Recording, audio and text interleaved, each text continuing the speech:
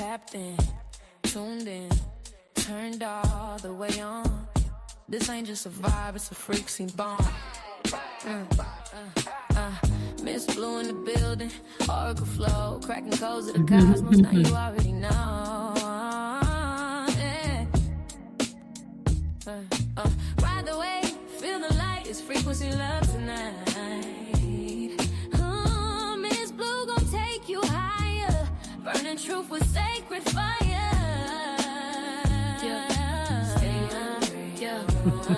This is soul talk, rebirth from the womb. Say it with me, I can alter my course at any time. Yeah. Tap in, turn on. Yo, your higher self already logged in.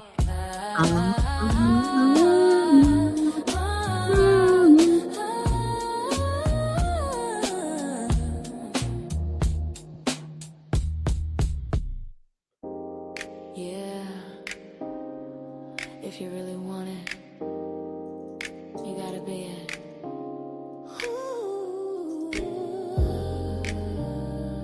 As Ms.Blue has shared with the world, it's all about frequency. If you feel it, show it. If you want it, grow it. If you believe it, know it. It's all about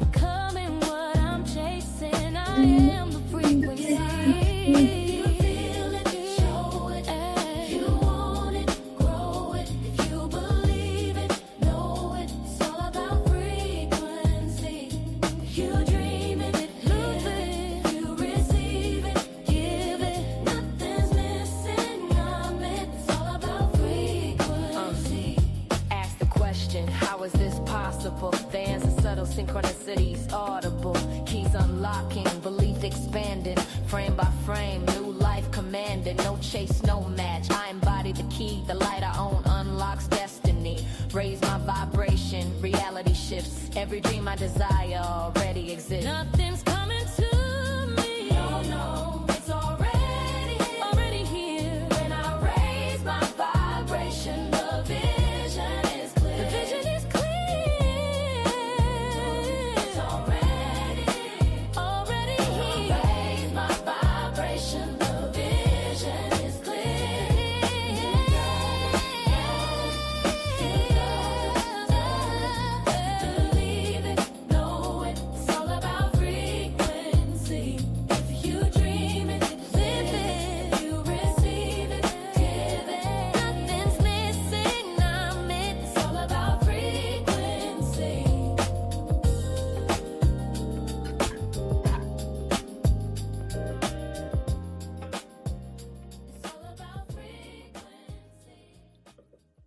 Oh, yes.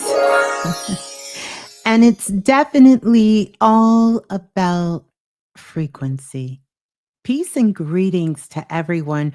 Welcome on in. How are you all doing? How are you all feeling? Wow. Wow, wow, wow. Welcome on in. It is January the 9th, 2026, and we are live. You are live here. First of all, I want to start out by just welcoming you all in. I am Ms.Blue, the Soulful Oracle. And yeah, it's so good to be here. I don't know about you all, but it seemed like this was a long week for me, like a long, beautiful week.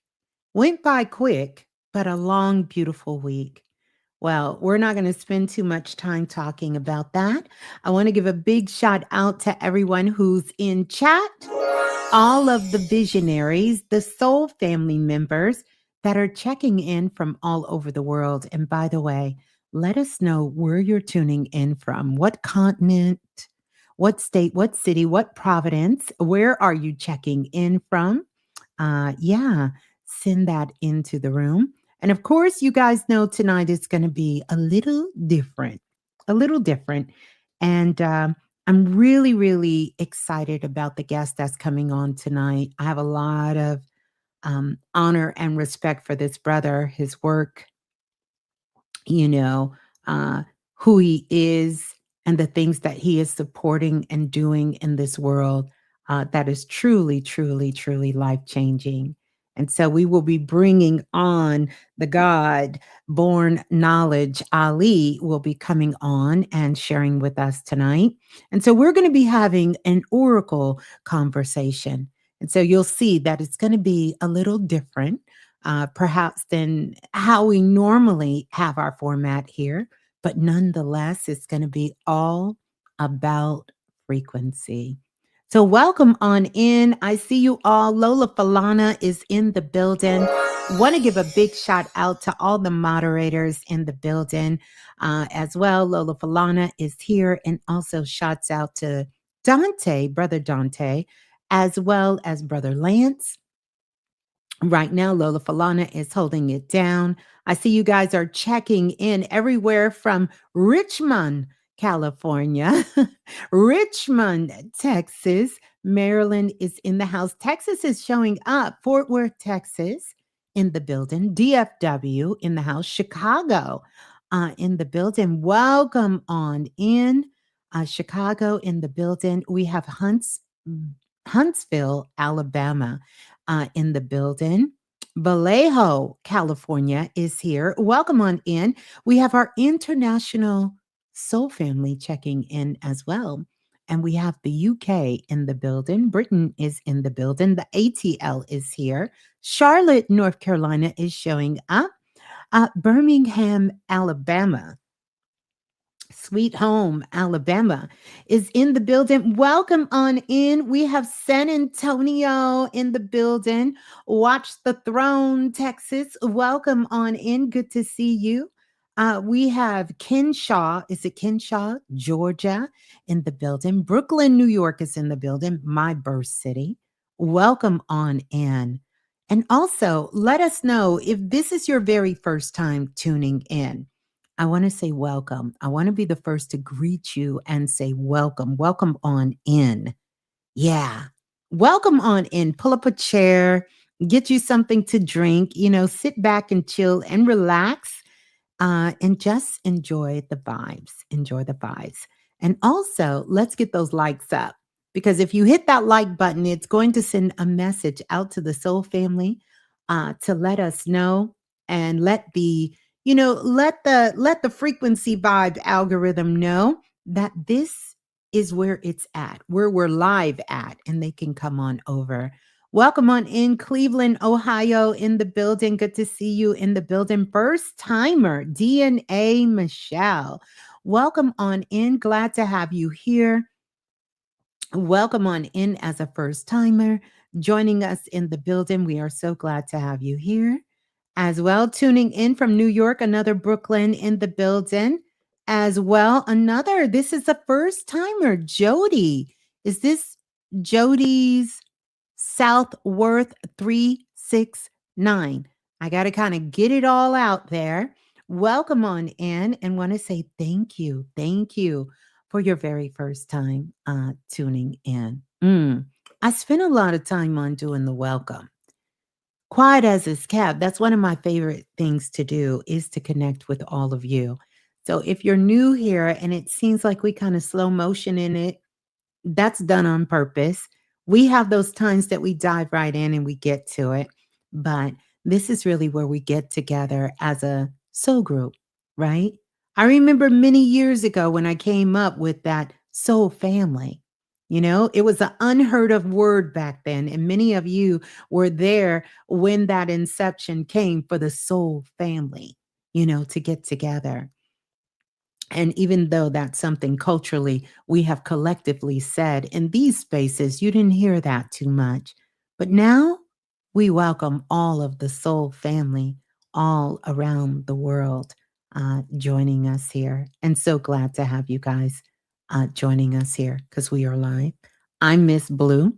Uh, you know, I think that's enough said for right now. But we're going to get into this. We got a couple of things that I want to talk about before we dive into the share here tonight. Mm. So, I want to talk about the energy for this weekend because currently, where I am right now, it is Friday. It is Friday. It is January the 9th, 2026. I want to give a big shout out to all of the Capricorns in the building. Where my Capricorns out? Shouts out to all the Capricorns in the building. I want to welcome you all in, but I want to touch the field here a little bit and talk about this energy for this weekend for all the visionary collectives that's here. The energy this weekend is highly active. And if you've been feeling that already, this highly active energy, I want you to type active in the chat. If you've already been feeling like this energy is highly active, that's going on right now. It's not chaotic, it's not random, but it is active, right? There's a shaping that's happening right now. And that shaping that's happening, it's happening in awareness, it's happening within choices, it's happening within your timing. And I know many of you are feeling this. A lot of you, you know, you're going to be signing your name. I was just speaking about this. A lot of you are getting opportunities to put your name on something, sign your name, whether it's a lease. Maybe some of you are purchasing new cars, or maybe some of you are walking down the aisle, or you're committing yourself to something, or it could even be a contract or something they want you to sign at work. Like that's this energy. Lots of decisions to be made. Should we stay? Should we go? Should we move? What do we want to do? Remember, this weekend, everything is about awareness, and not just any awareness, but awareness in your choices and awareness in your timing. Because right now, people are feeling the urge to move something. They want to move something. Let me know if you've been feeling that urge to move something. It could be something in your house that you want to move. Maybe you want to clean up, you want to move something, you want to change something around in your physical space.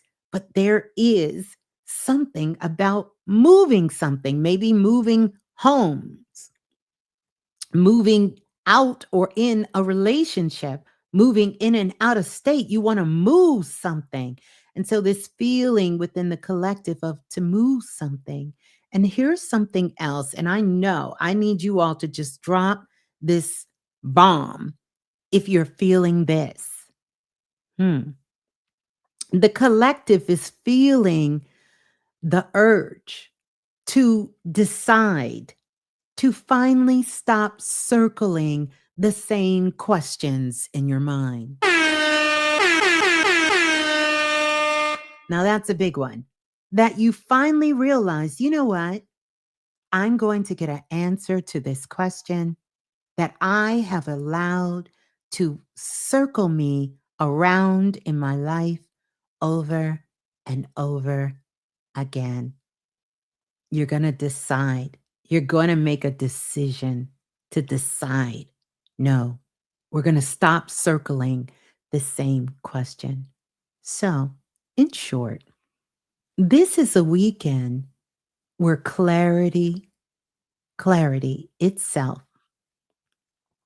speaks louder than emotions. And I want you to think about that. Your clarity is speaking louder than your emotion. Some of the things that you've been saying, you've been interacting with, or people have been interacting with you, you didn't see it coming through their emotions. But the clarity, you've seen that. See, this is where alignment matters more than your effort. I need you to stay aligned.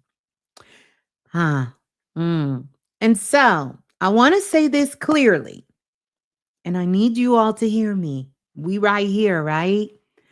I want to say this clearly because we've been riding together for a very long time. And if you ended up here, I want you to know it's not by mistake. If you're here right now, whether you're listening live, you're listening from the past and you joined us in the future, in this present moment, or you're from the future and you came to this present moment, however you got here, if you're here right now, you're already responding to the frequency. And I need you to trust that. You are already responding to that frequency. This weekend is a crystallizing weekend. Many of us will be shining bright like a diamond because your DNA and your RNA, parts of you, things that you have learned, things that you have been through, is starting to crystallize. And if you go back, and I don't need you to go back far, if you go back to January 3rd and January 4th, look at your texts, look at your emails, look at things, go to social media, look at what you were looking at, go in your history, see what you were watching, what was on your mind, what was in your heart. Hmm. That set the tone for the frequency. Yeah, yeah. So I just wanted us to check in a little bit. Uh, for what this weekend is bringing, because this weekend is coming with some very special energy. And I don't say that too often. We're living in special times. But this weekend, whoo, baby. First of all, let me say this. Where's my bell? I want to ring the bell and give a big shout out for the Dream Makers. And I want to welcome everyone stepping into the Dream Makers 12-week class. We had our first class, and OMG. They know what time it is because this is the time that all of us is stepping into a new identity. Or or we are staying locked into our old identity. So if something is pushing you to step outside of your comfort zone during this weekend or over the last couple of days, I want you to pause before you respond because this is your opportunity to level up into a new identity. No more time jumping with the same frequency. It's time to get a new identity. Because I don't know if you know it or not, but there are thousands upon millions of you in different timelines and realities. And so this is your opportunity to upgrade your identity. And so I want to give a big shout out to all of those in the Dream Makers class because we went through this step by step. They have the blueprint. Not only the blueprint, we did the live activation together. And those ready to turn vision into form, imagination into structure, and insight into movement is a part of the Dream Makers. And I want you to know it's still open. So if you all feel called, you know what to do. Just hit the link there, and you can be a part of the Dream Makers 12-week class. Now, later this month, we will open the field again. And this time, it's going to be for the Futuristic Activation Group for 2026. And for those who know, they're meant to lead from awareness and not reaction. And that's going to be available. That's going to kick off more about self mastery, more self led, more of the multisensory abilities kicking in for those who want to be a part of the Futuristic Activation 2026. I've been doing this for almost about 4 years, the Futuristic Group. We would love to have you as well. So if you feel the nudge to go deeper, to ask real questions, to bring your curiosity, your clarity, or your crossroads, you already know where to find me. You already know the door is open. So now let us begin. because I'm so excited about this. We're going to get ready to bring the brother, Knowledge Born Ali. We're going to bring him on. Many of you know I've been a guest on his platform. How many times now? I think I've been on there 3 times. 3 times. I have been on there 3 times. Give it up for that. And every single time, it is just an incredible experience. I want to bring this brother on because he holds so much knowledge, so much sacred knowledge, especially for the diaspora. And I don't even know if I could say just for the diaspora anymore, because now this is knowledge that the whole world needs. This is knowledge for anyone who wants to expand their consciousness and awareness. No matter your background, your culture, or where you come from, you could benefit from connecting with this God, with this brother. And so I greet you. I greet you all as we get together and we welcome for the very first time on this platform the brother, Knowledge Born.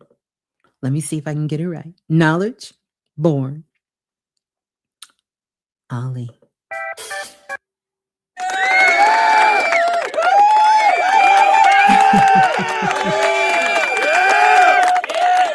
Yeah. Welcome on in. Greetings to you. Can you hear me? Uh-oh. We're going to give them a minute. We can't hear you. Mic check 1 2 1 2. Let's try it again. There we go. There we go. We can hear you loud and clear. Peace to the God. How are you feeling? Peace to you. The Thank you. frequency of the soulful oracle, the one who inhabits our minds and hearts, forcing us to get in the right direction, okay? Whether we want to or not. She, Ms.Blue is like the epitome of change, okay? Because change is going to Mm, happen regardless, right?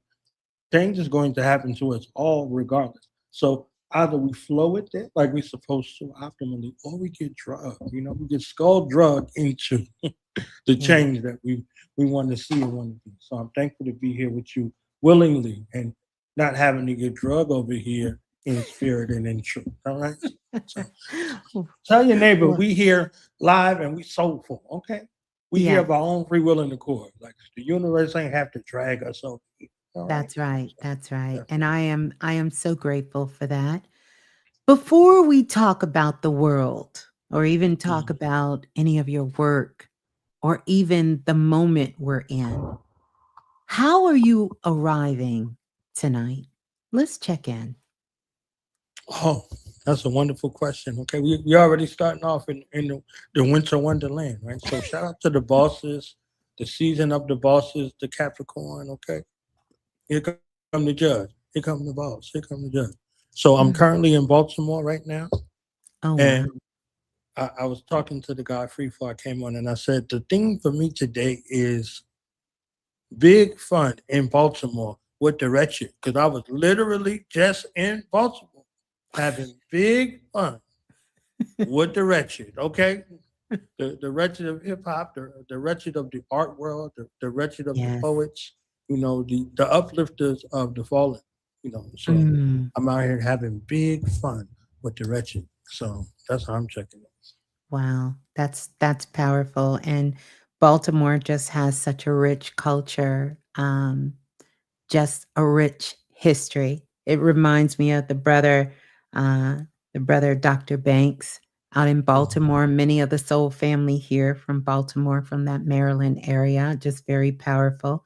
Many people don't realize when we think about the South, often Baltimore is sort of that sort of soul space that it holds and anchors, the diaspora, from that region, from that space, from those waters, there. Yeah, yeah. So, what part of you, Brother Knowledge, needed this pause? Even if you didn't know, even if you didn't know it, what part of you do you feel needed this pause tonight? And I say that because I just kind of woke up from being in a deep vision in the Akashic records and reached out to you? Mm. Another wonderful question. We 2 for 2 so far. Okay. Okay. So there's an essence of me as I'm finishing up my work, this master's degree program in new media journalism, where Wow. I'm literally on the last class, right? Literally on the last class. And, the work that was done to get to here in this final thesis, that I'm Mhm. writing about my final project, which was on hip hop, mental health in the Black community, right? And how it's being utilized as a therapy tool amongst Black people, amongst Black children, different things like that. So I'm at the finish line, right? You can see the light at the end of the tunnel, but you still have to, traverse and walk towards the light. So Yes. this pause comes at a very critical time to where it gives me an opportunity to reset in motion, not Mm. having to come to a pause or like a full stop, but a pause in that realm of thinking to get into this realm of thinking to feed that realm of thinking and give it some rest so I can, go back and, finish strong, with the Rocky theme music, that last little lap Yeah. when he running up the stairs and he doing all of that. You understand what I'm saying? Like, so that last place and then in preparation for what's next, the ability Mm. to tell our stories in the most authentic manner and give the credence and the ode to a life that is to be lived.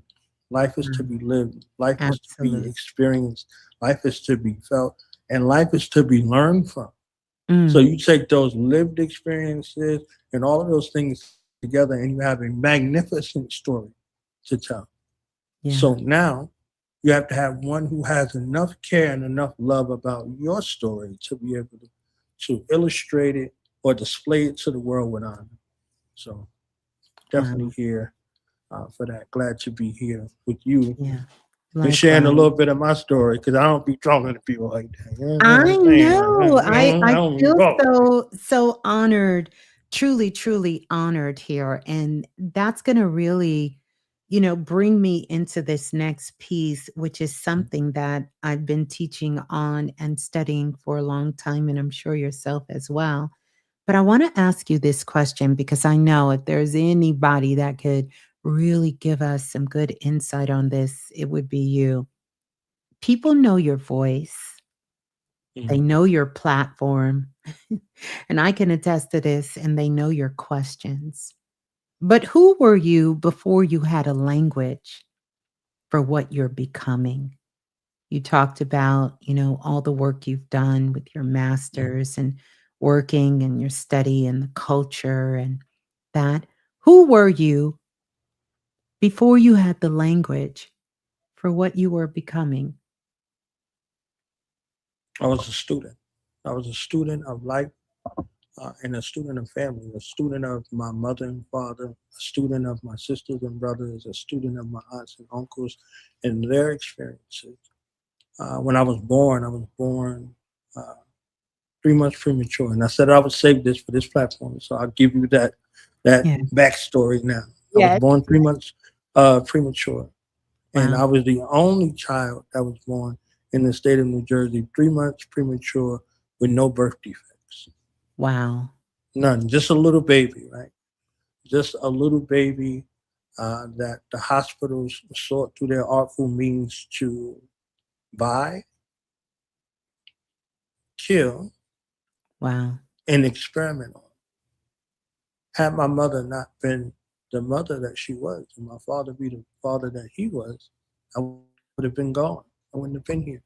So before I had the language, I had the ability to be a student of life and all of the malevolent and benevolent things that come along with life.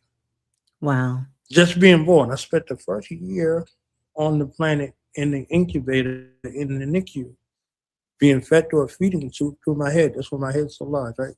Um, and in that place, it was a place where there was a path of self discovery in regards to it. And, the doctors, they performed experiments. They tried to buy me from my mother. It was all kinds of things that went along with that. Uh, Yes. So before the ability to be able to articulate, all you could do was listen, observe, watch, and know people based off of their auric fields and their soul pattern.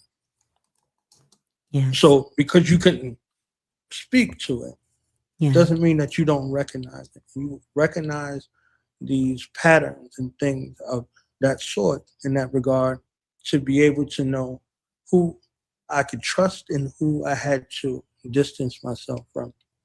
So Mm. before a word was ever uttered, all of these things were there. And, you know, for all intents and purposes, at that my mother's and father's point in that time, they were into Islam. You know, my mother had Yes. found Islam at 15 years old. She went to the Universal Hager Spiritual Church all of her life, and that was my family's church. And my brother and them, they were all in there, and her brothers were all in that. All of her family was in there, my aunts and uncles, grandmother, and everybody. And at 15, one of the reverends, Reverend Jordan, may God be pleased with him, gave my mother a reading, and he said, "You're done here. Wow. You learned everything that you were supposed to learn here. Go to Islam. That's the next thing for you, the next stage in your development." So at Wow. 15, she left that Universal Hager Spiritual Church, right?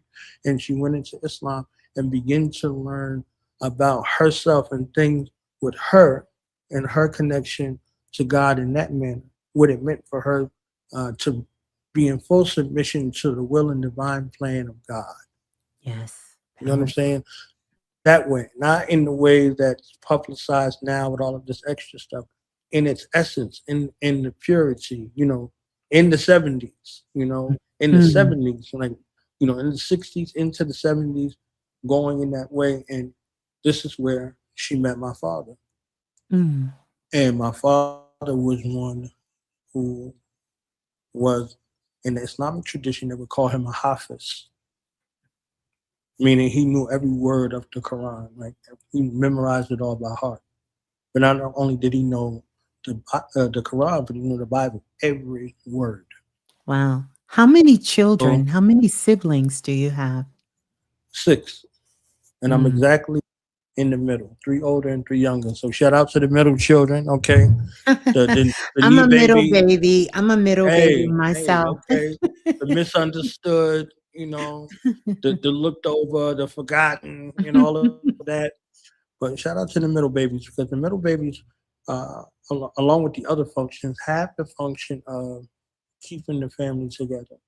Yeah, the So they balance. have it, right? So the oldest child is the experimental child, and the youngest child oftentimes is the most evolved child, Mhm. because Yes.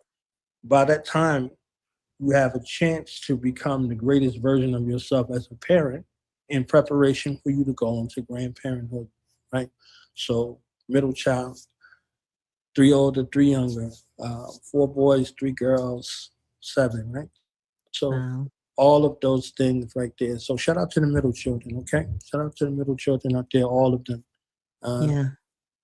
Wow, that's a amazing journey. I know we're going to get deeper into that and talk a little later. I have some questions, about mhm, your mom. We're going to get to that, but I want to ask you this. It was something you said that just kind of stuck out to me. You talked about from when you were a baby, born 3 months premature. mhm, And, brother Knowledge, one of the things that I've been seeing lately is that twins have been on the rise. And mhm, so I started having these visions as early as the middle of last year that there will be a lot of twin babies that are born. The children that are coming into the world now, these are origin babies. These are mhm, children that are born with the technology already built inside of them. They have a higher sense of intelligence. Their multisensory abilities are already going to be online. So, a lot of things that we are remembering, these children will come fully loaded with it, also with the balance perspective that mhm, some of the other generations prior to that had to adjust to the sensitivity. these children will be able to adjust emotionally to the sensitivity in a completely different way.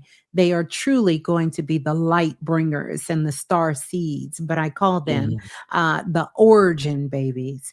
But a lot Yeah. of premature babies coming into the world, and you talk about that whole experience. One, I got a two-part question. One, Mhm. do you remember any of that? Hold that thought. I'm going to let you expound upon it. And then the other thing that I want to go into, because you kind of wove this in there and it had to do with discernment. And I want to know, Mhm. was there a moment throughout all of this that you have experienced where you realize I can't unsee what I see anymore? So we 3 for 3, right? Three, 3 for 3. We three for So three. the recollection comes in dreams. Mm, The recollection comes in dreams. And for those who have children or thinking to have children, don't correct your children so early. yes. Don't attempt to correct them.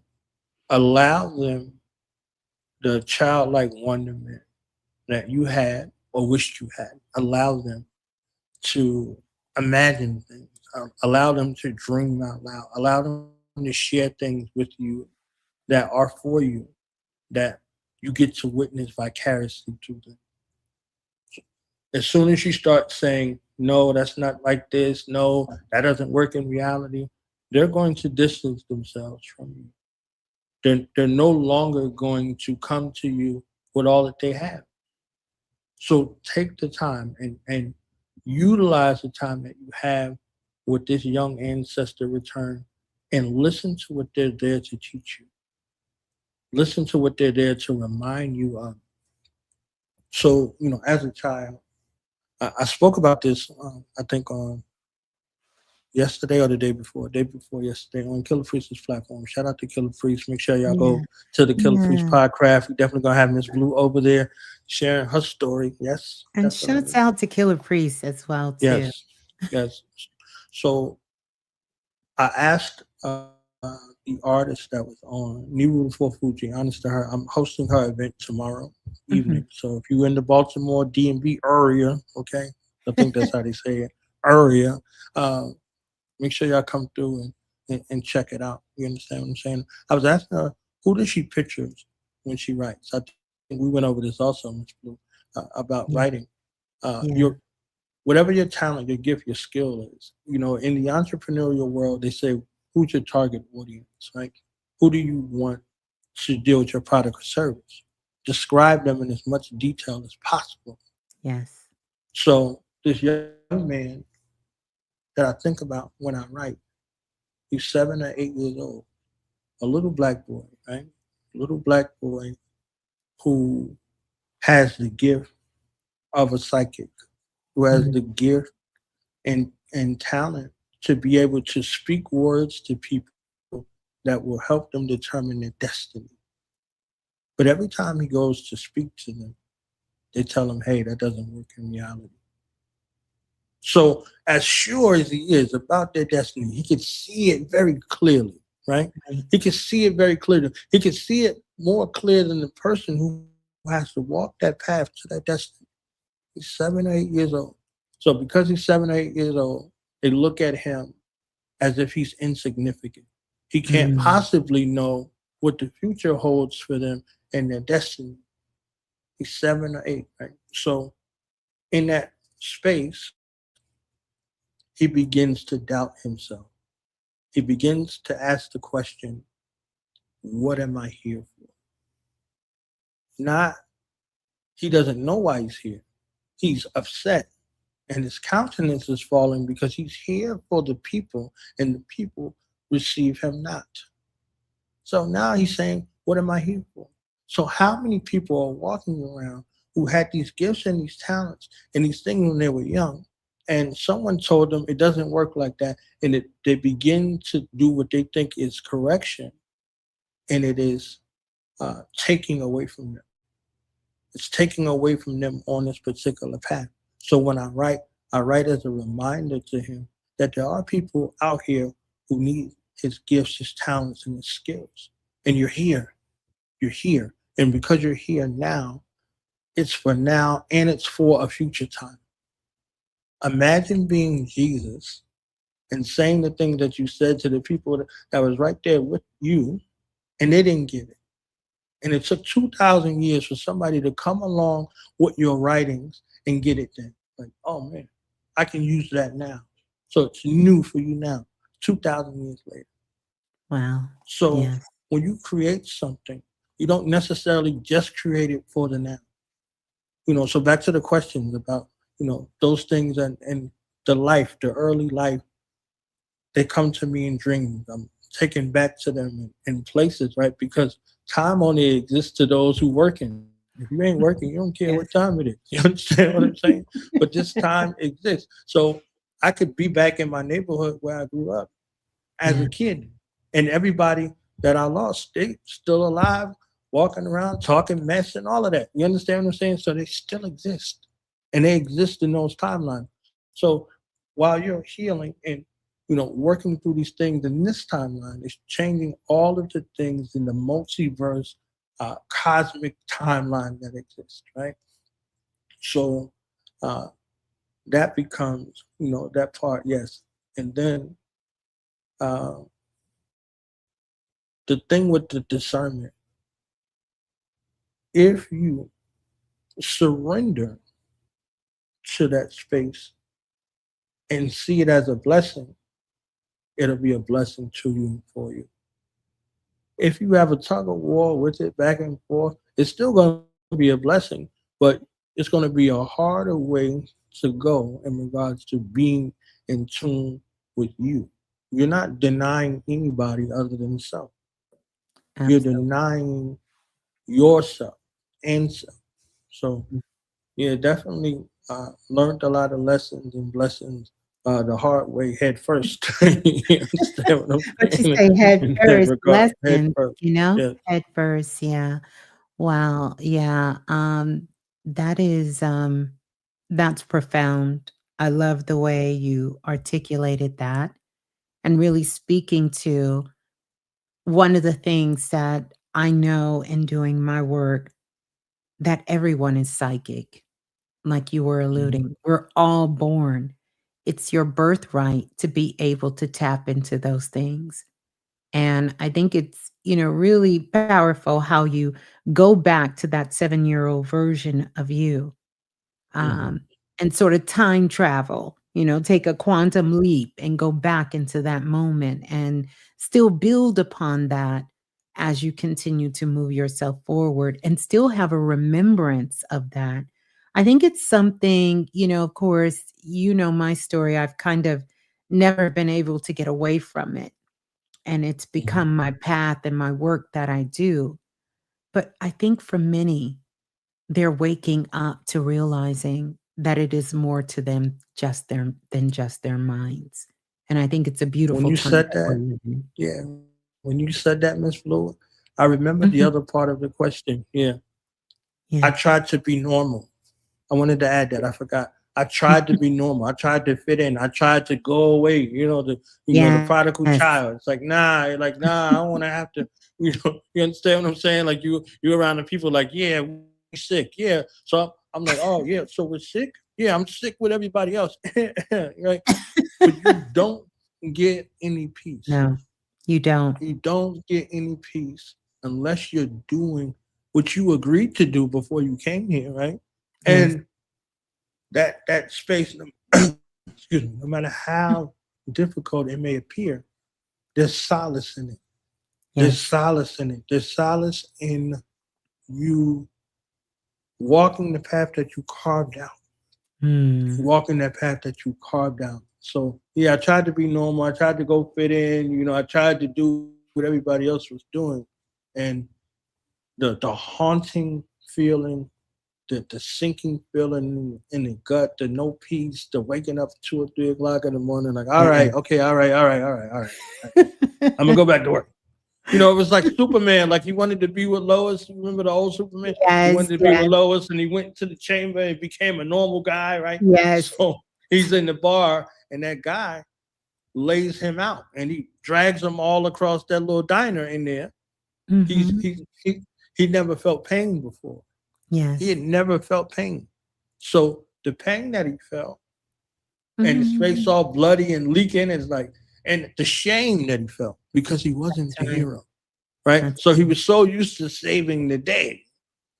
In that space, the day was saved. He saved the day, but he realized what it cost, what he had given up to, Yeah. you know, be with Lois, right?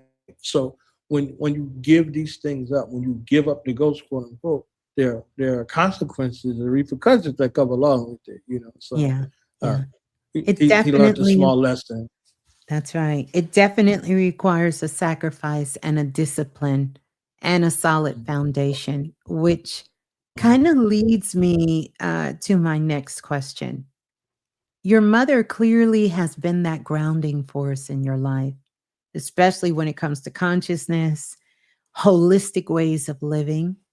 What is something, if you can think of this, what is something your mother taught you that you didn't fully land until much later in life? Uh, everything, everything, everything. Let me tell you something. Every single solitary thing, right? She Everything. used to She's tell an me amazing woman. that to Yeah. do the first things first, right? And I did the first things last. You understand what I'm saying? She's Mm, like, do the first things first so you can move on to the next thing. And in my Gemini spirit, I started 6,000 things and ain't finished none of them. You understand what I'm saying? So and only when it came down to the why, what I was able to go back and actually do these things, right? Even with the books, right? The books, yeah. because I know we're going to get to them. The books, I Yes. was writing a book at 8 years old, eight, Wow. 9 years old.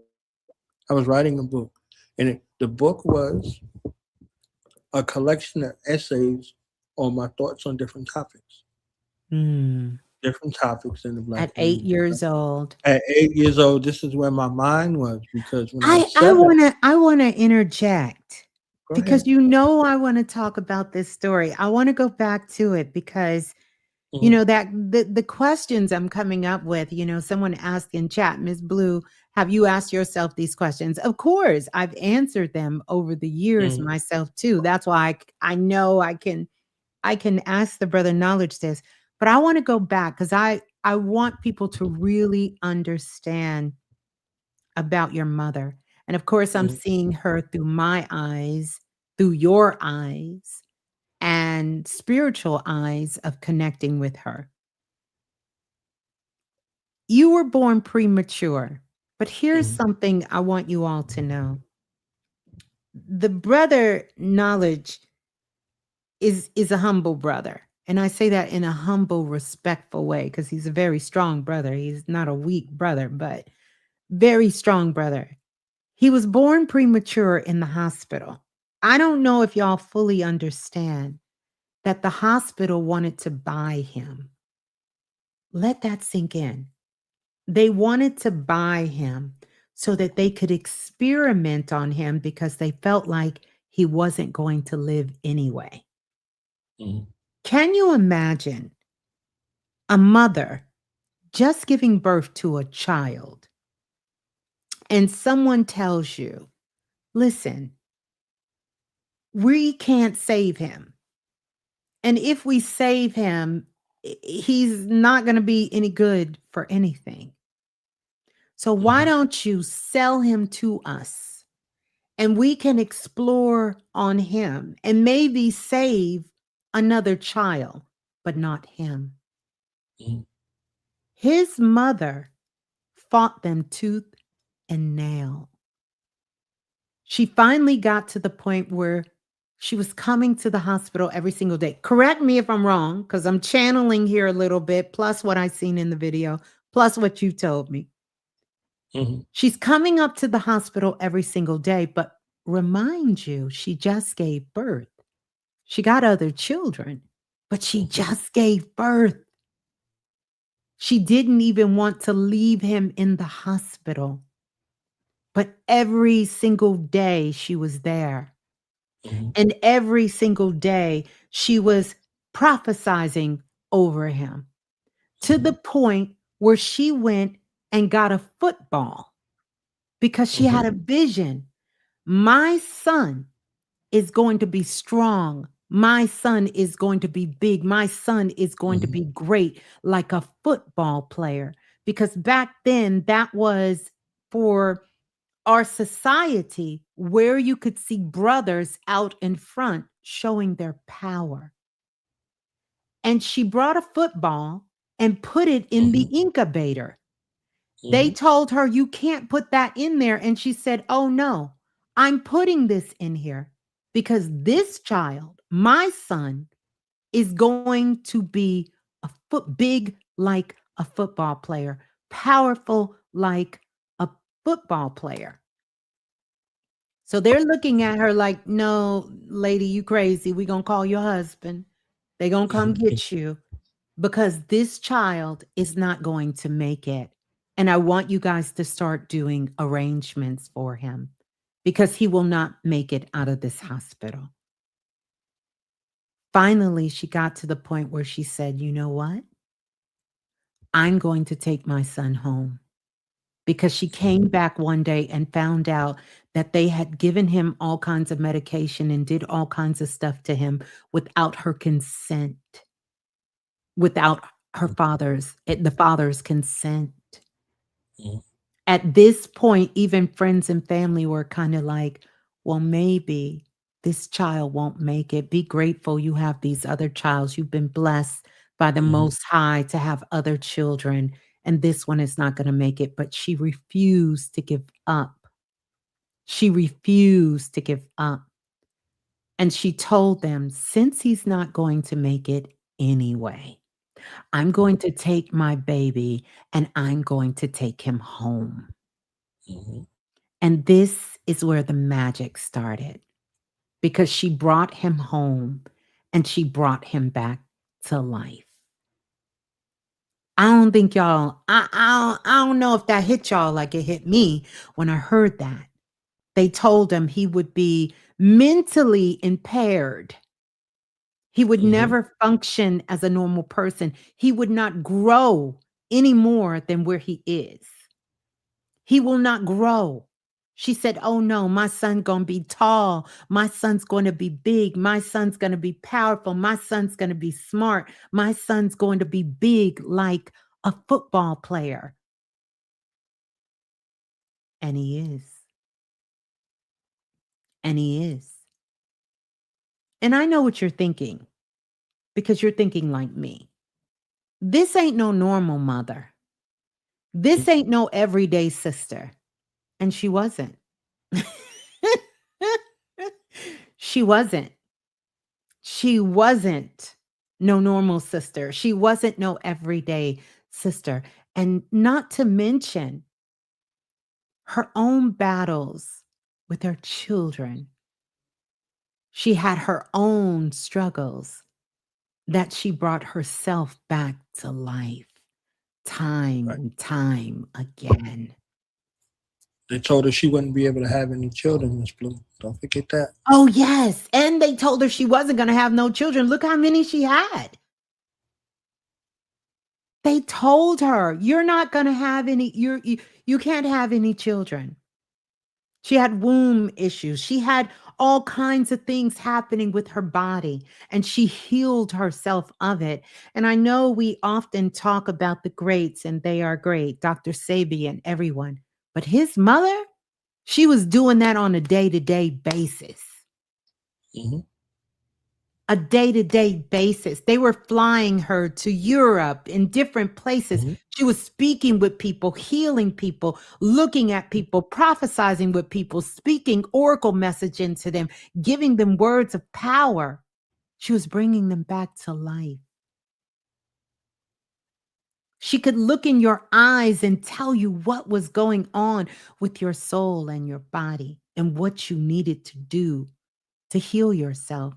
And she didn't Mhm. just do it for herself, she did it for her children, her family, the kids in the neighborhood, strangers. She did it for her grandbabies and her great grandbabies. One woman, one woman did this. And this is her son. I don't know if y'all got that. I don't know if y'all got that. See, many of us, we have come into this and we are watching our children grow up and we are saying, you know, we've been in this movement. We want to see we want to see the fruits of our labor. We are looking at a living legend here. We are looking at a living legend. Legacy, legacy, legacy is here. The brother, knowledge born Ali. I just had to get in there because I wanted to tell that story. It's even more deeper than that, and I know that you will get into that. And to fast forward, I want to share something with you because after we had that conversation on the phone and we were talking about your mother and you sent me the video, Mhm. shortly after that, I was preparing for the 2026 part one of the prediction show. And one of the things that I've been speaking about for years was about vaccinations. And I thought I was asleep. And I had this vision of this man saying, "The state of New Jersey, we are working to eliminate vaccines for children." And I seen a flash of your mother come up. And I thought, "Hmm, that's crazy. That's crazy. Is this real? Is this really real?" It was real. It was real. Because later I asked you, did you guys lived in New Jersey, right? Because I didn't remember that. It was New Mhm. Jersey. And then shortly thereafter, I want to say a week later, they announced that the vaccination, I think it's one of the hepatitis for babies, the CDC said no longer mandatory. This is a movement that Knowledge Born Ali's mother was fighting for even back then to help people educate people about what was going on and what was happening with the babies.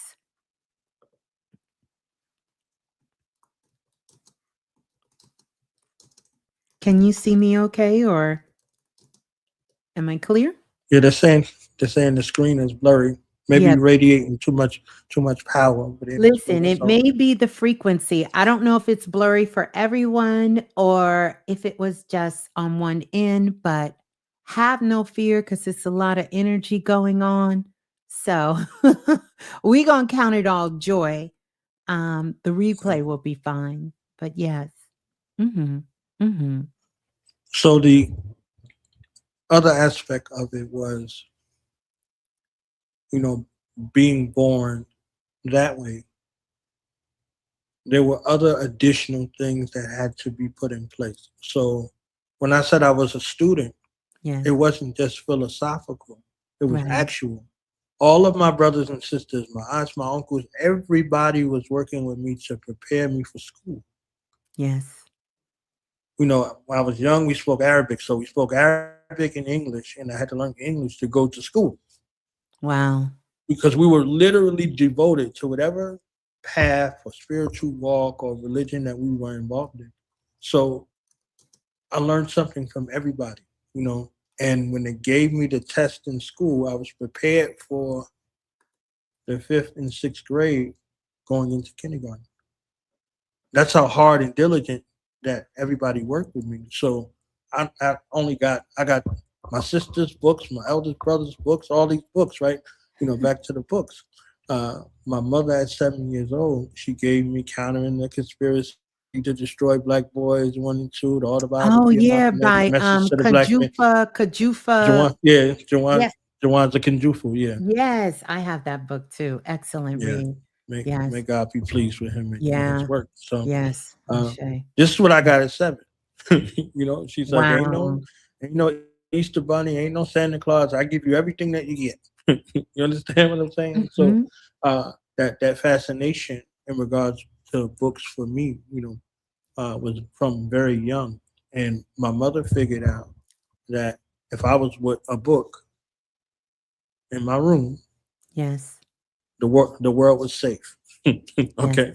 Yes. If I was outside at any given moment of any given time, the Mm-hmm. world was in trouble. The Yeah. world was in trouble. So yeah, Absolutely. Absolutely.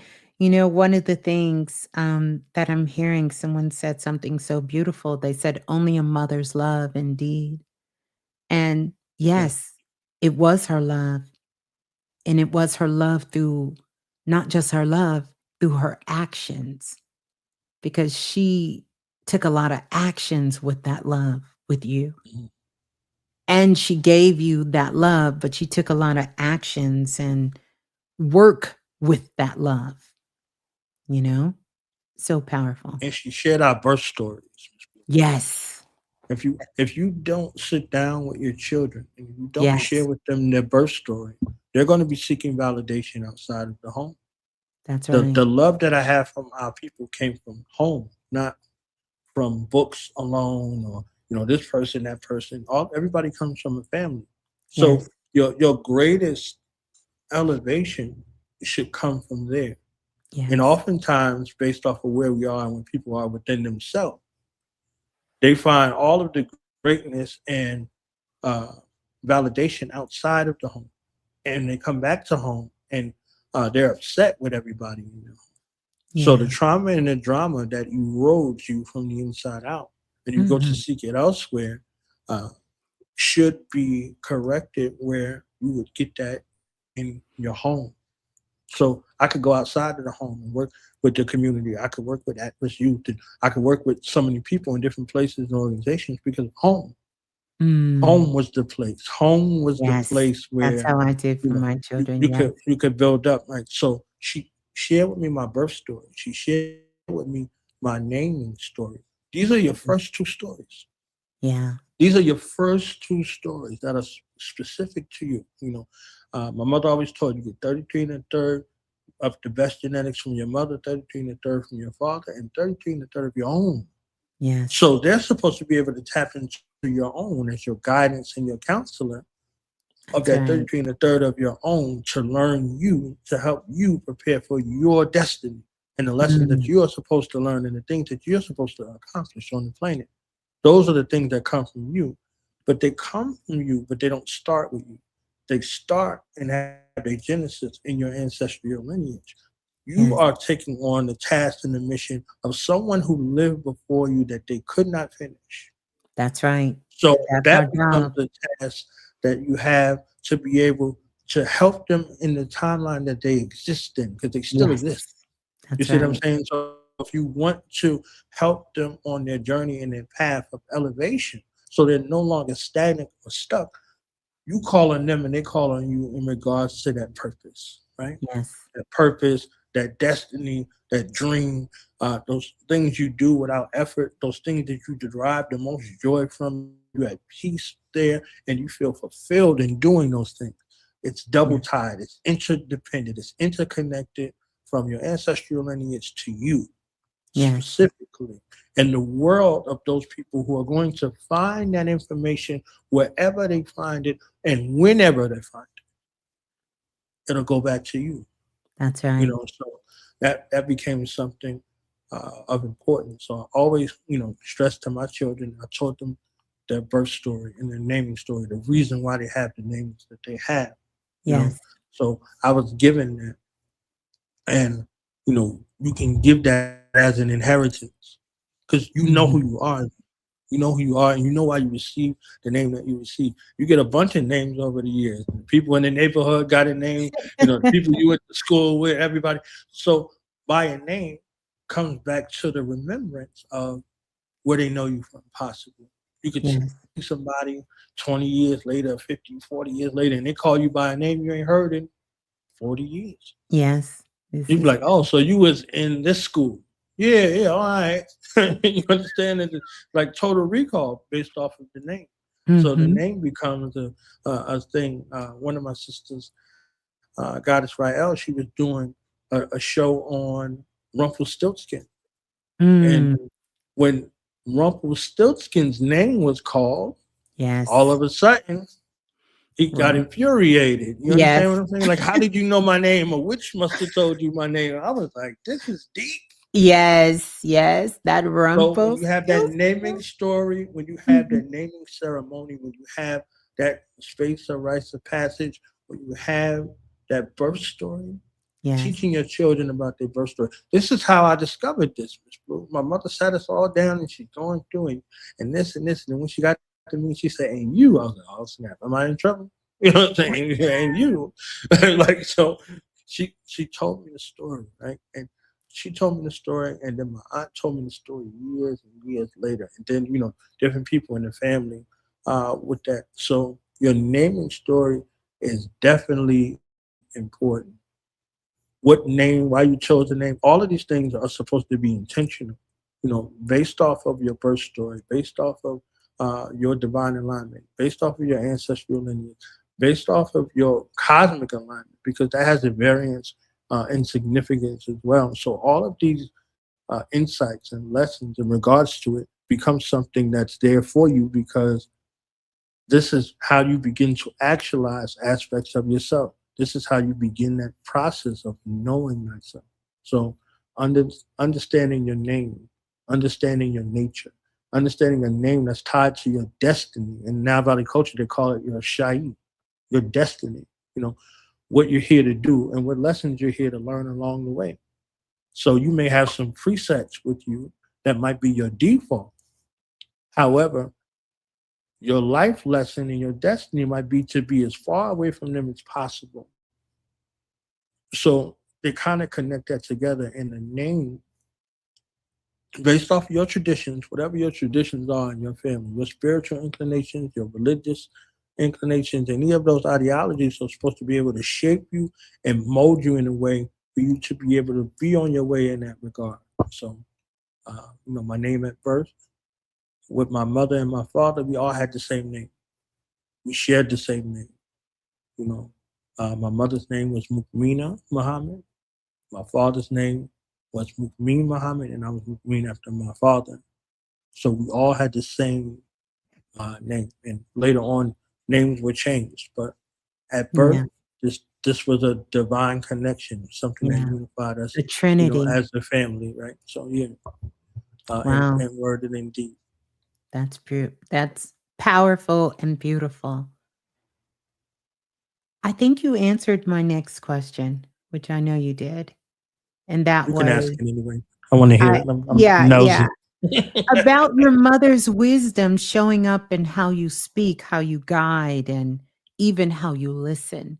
How Mm, has that impacted you? Like, we are hearing this story, and what you were saying about names are so powerful because one mhm, of the things I've learned in my work is that we all name ourselves.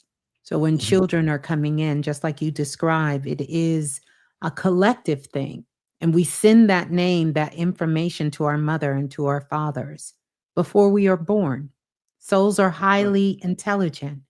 And so it's always interesting because most people are birth names, a lot of times they don't agree with their birth name. You mhm, understand, which is kind of funny that they have some kind of feeling with that birth name. But that's right, a name that was agreed upon for the structures of where you are to help you grow into the purpose and evolve into who you're becoming, right? And the mhm, work that you came to the planet to do. But I want to know, how have you noticed, like at this point, how your mother's wisdom is showing up in how you speak and how you guide and how you listen? Do you notice? Can you hear her coming through you? mhm. And in the guidance and how you listen and even how you speak. How do you see that wisdom? Wonderful question. Is that 5 for 5? You 5 for 5 or 4 for 4? Where are we? I Keep us think we score. 4 for 5, 5 for 5. Yeah. Yes, yeah. So I hear her and I feel her, Mm, in so many ways. Um, for the last year or so, since Florida, she's been popping up, like just popping up in the dreams, like popping up, popping up. And The dreams have been so real. It's like I'm awake and like I'm in her time. I'm in her time and I'm in the room of her imagination. And she can call me forth and she can appear at any time. So I had a dream. We were in the store in like a Home Depot or something, and my mother and my aunt Bernice was there, and they told me to go get something. Like go get like they was talking to me real nasty about it too. Like go get this, blah blah blah blah blah. I'm like, why y'all gotta be why y'all gotta do it like this? Like why y'all gotta be like this? And she's like, she's laughing.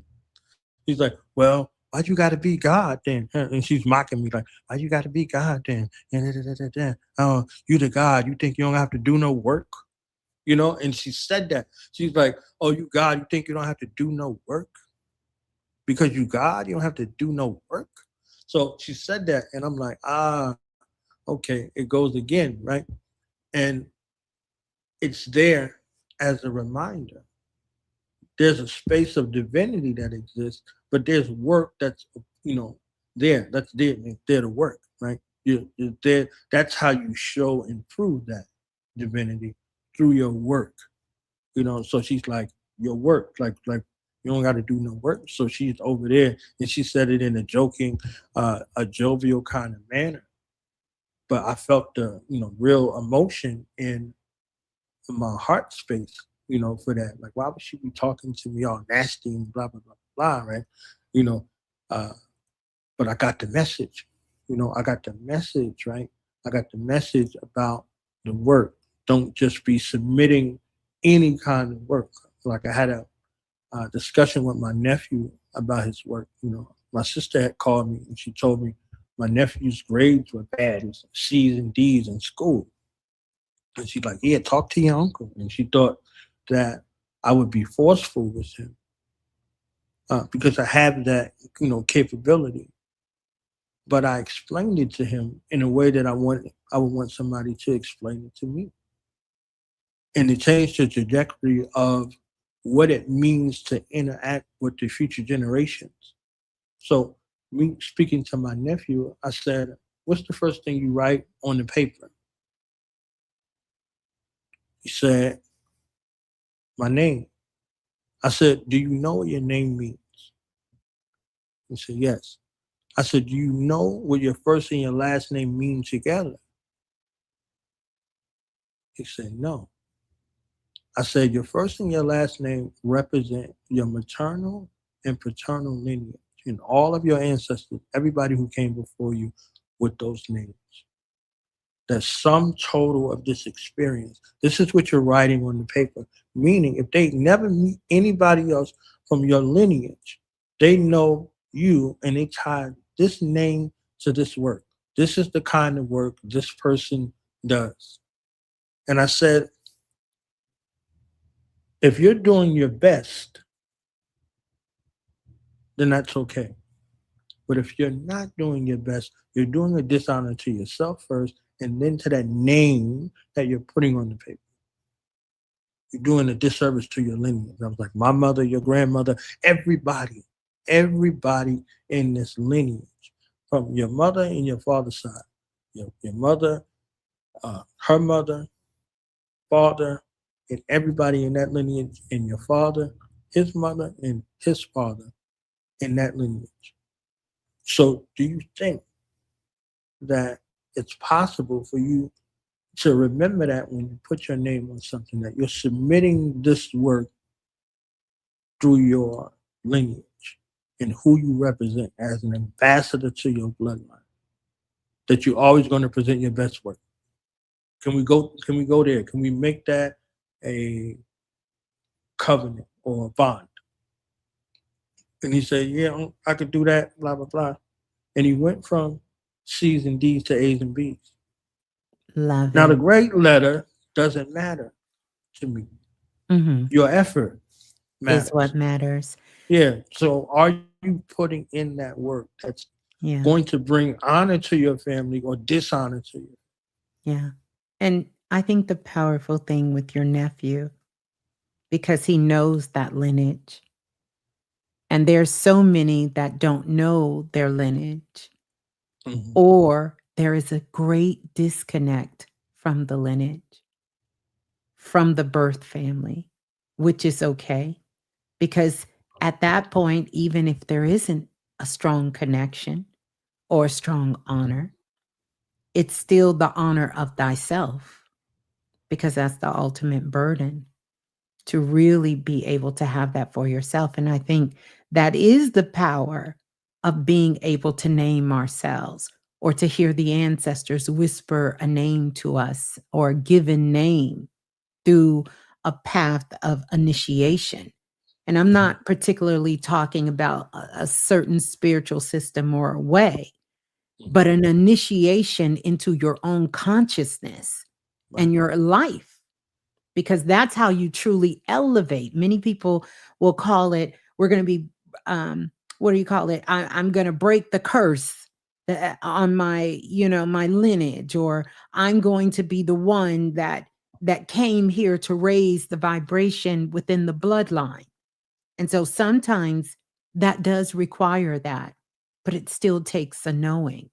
And I think that's profound, the way you were able to, empower your nephew with with him. You empowered him by showing him who he is. And that's what really the work is about. That's profound. That's, And changed the perception of uncle in the family. yeah. My uncles and my aunts, they came over to the house to whip my behind, Ms.Blue. Okay? It wasn't, Yeah. nothing Yeah. else. Back in the day, uncles, If a my lot of mother got uncles. on the phone, let me tell you what this bleeper bleep did. Skirt, skirt, skirt. The caravan is pulling up to whoop Mhm. a behind. You understand what I'm saying? So for everybody else, it was a party. Well, if you Yeah. was on that whooping list, you was getting whooped. So Mhm. I wanted to change the stigma that was associated with aunts and uncles in the family, Yeah. because with the aunts, especially like a niece or a nephew. Oh yeah, they showered them with everything. Blah blah blah. Like my Yes. sisters. Oh yeah, and my little niece. Yeah. She ain't want for nothing in the world, because there's not too many women in the family. It's a bunch of sons, like, so a whole bunch Oh, of boys wow. running around. Yeah. So you know it's a special care that's given. Like my eldest sister, she's the oldest. She started with my younger sisters, right? And Mhm. it's just a tradition that kept going and going and going. So the aunts and everybody did that. So I wanted to change that perception. My other nephew, he went into the military. My Mhm. brother told him to call me. I was in the military for 17 years, and Wow. I I gave him every reason not to go into the military. Mhm. Every reason, right? Not encouraging him to go into the military, because I wanted to Right. see where he was and how convicted and committed he was going to be for the environment that he's going into. He's going Yes. into a total control environment. Mm. I'm like, Right. what for? Because he has to be mindful of why, right? It goes back Oh, to why. yes. Like, what's your why? Because that's not an That's easy right. feat. And he went into the Marine Corps of all places. Oof. You understand? I was like, a black dude in the The Marine Corps? Yeah, Marines? okay. All right. All right. So they about to have some fun with him. So I wanted him to be able to see that, right? Not to tell Mhm. him he can't do it, but to But yeah. present all of the reasons for him in that way. So he was like, my brother had told me, uh, he called me one day. He was like, I had to talk to Brian. I had to put him in the headlock, and blah blah blah, and this and this. I'm like, what? I'm like, why? Like, he's saying this thing like he's proud about it. You know what I'm saying? Yes. I was like, you, you ain't never physically harmed your children. He's Right. got 5 boys, right? He Wow. never put no hands on. I'm like, they wasn't raised like that. So why would you be okay with that in your mind? Is the thing you want to remember to say to me? Like, now we got beat out the frame. I'm like, I had to learn how to not do that thing. Like, I had to Yeah. correct that entire thing. I had to atone for those actions to my Yes. children and Yes. say, hey, I was raised this way. Right. But that's not the total picture.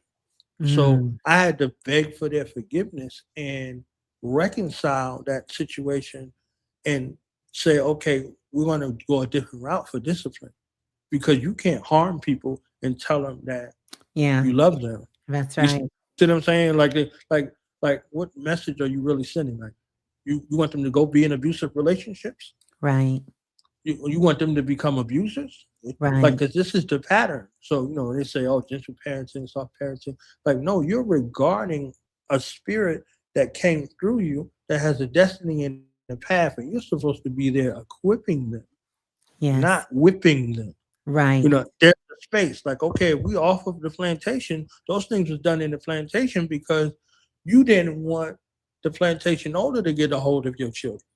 That's right. So if you discipline them and it looked like, okay, I ain't got to deal with that, then you saved their life. But you Mm, have to go back and repair that. You see what that's I'm saying? right. You have to go back and repair that. So I wanted to change that stigma that was associated with this plantation sort of living that was never explained. You just got beat and within an inch of your life, and you just had to roll with it. You understand what I'm saying? So Yes.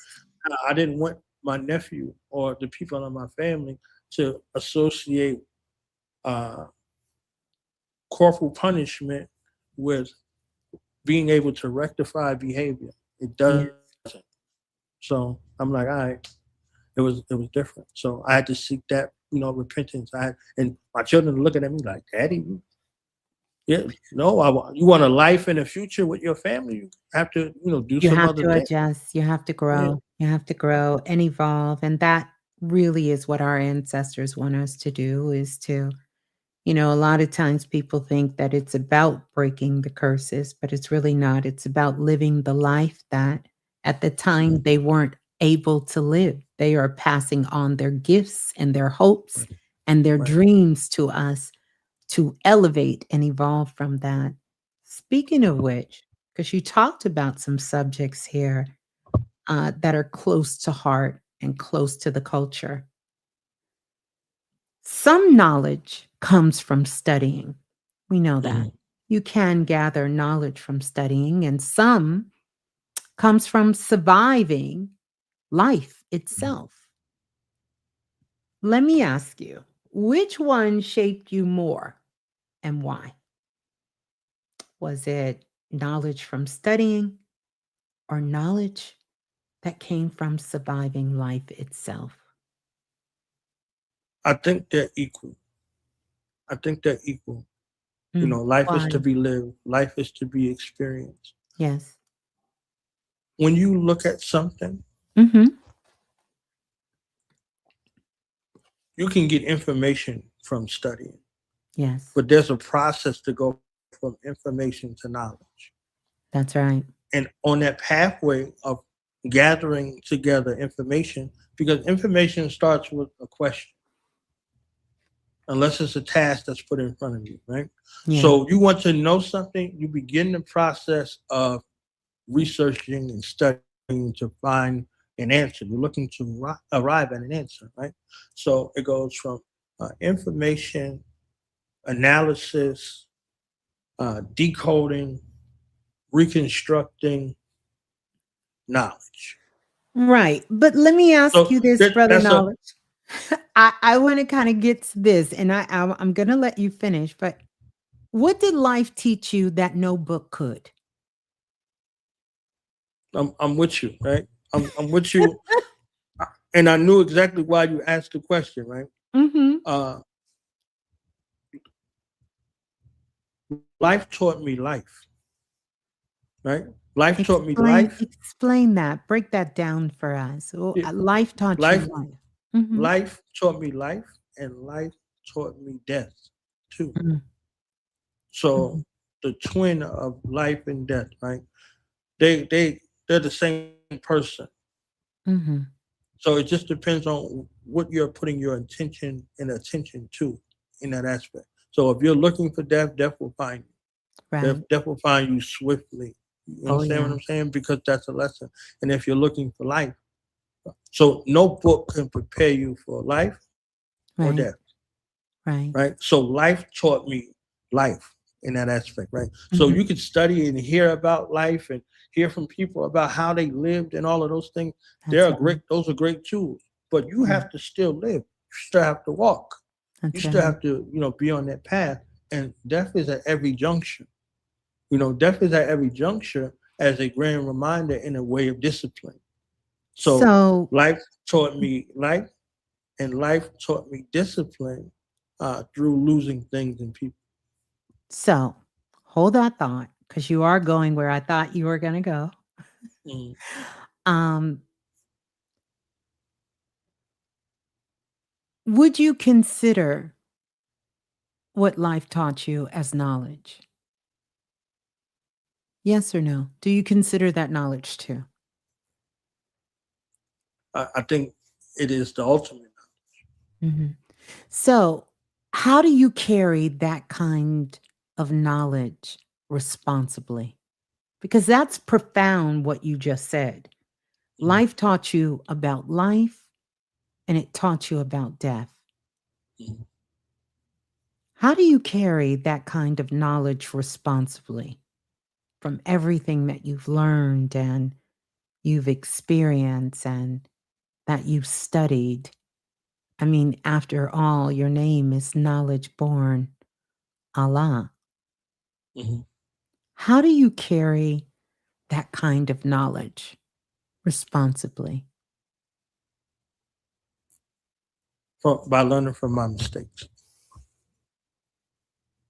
Hmm. By learning from my mistakes and learning from the mistakes of others. That's the difference between being smart and wise, right? They Mm. say that a smart person learns from the mistakes of, or a wise person learns from the mistakes of others, or however it goes. It's one or the other. Yeah, So yeah. a You smart person learns from their own mistakes, and a wise person learns from the mistakes of others, right? So I learned from my own mistakes, and I learned from the mistakes of others. So uh, I became very smart and a little wise. You understand what I'm I saying? love it. I love it. And so this is going to take me back to that question. Mhm. How do you carry that knowledge responsibly? Like, if you could explain that to us, how do you carry that knowledge responsibly? Because, I mean, you're saying it as a matter of fact, but Mhm. there's a huge responsibility that goes along with that. You said you learn the knowledge of life from your mistakes and mistakes of others, your Mhm. books, your studies, your path, your connections. How do you carry that knowledge responsibly? Balance the load, Ms.Blue. A balanced load. You know, you don't you don't put too much in that backpack, right? You don't take on too much more than you can bear, right? Mhm. You fill that backpack up, and you make sure that it's balanced. You see what I'm saying? You make Mhm. sure that it's balanced, and you know when to put the backpack down and when to pick it up. You know when to take something out and when to add something. So that's a space of being responsible and accountable, right? Yes. Because Yes. nobody knows the load that you bear. They don't know what you carry around. That's why they say be kind to everybody you meet, because you don't know where anybody's going through. So that could change somebody's life, like a smile or a hello or whatever the case may be, some sort of acknowledgement. It Yes. works in that way. So they could be carrying this burden, right? They say uh, in supreme math that the Earth weighs 6 sextillion tons. It's a unit followed by 21 cycles. So 6 sextillion tons, right? Yeah. So that the Earth weighs this much, right? And you're carrying around all of the earthly things with you, right? Mhm. So if you added a pound to that, that's a pound over 6 sextillion tons, you would crumble Mhm. because you're carrying around your body, right? And Yes. all these things exist in your body, but all these things also exist in your mind, in your heart, and in your spirit, right? Yes. They all have a weight. They all have a significance. And as one of my queen mothers teach, they all have rights over you. So your body has rights over you.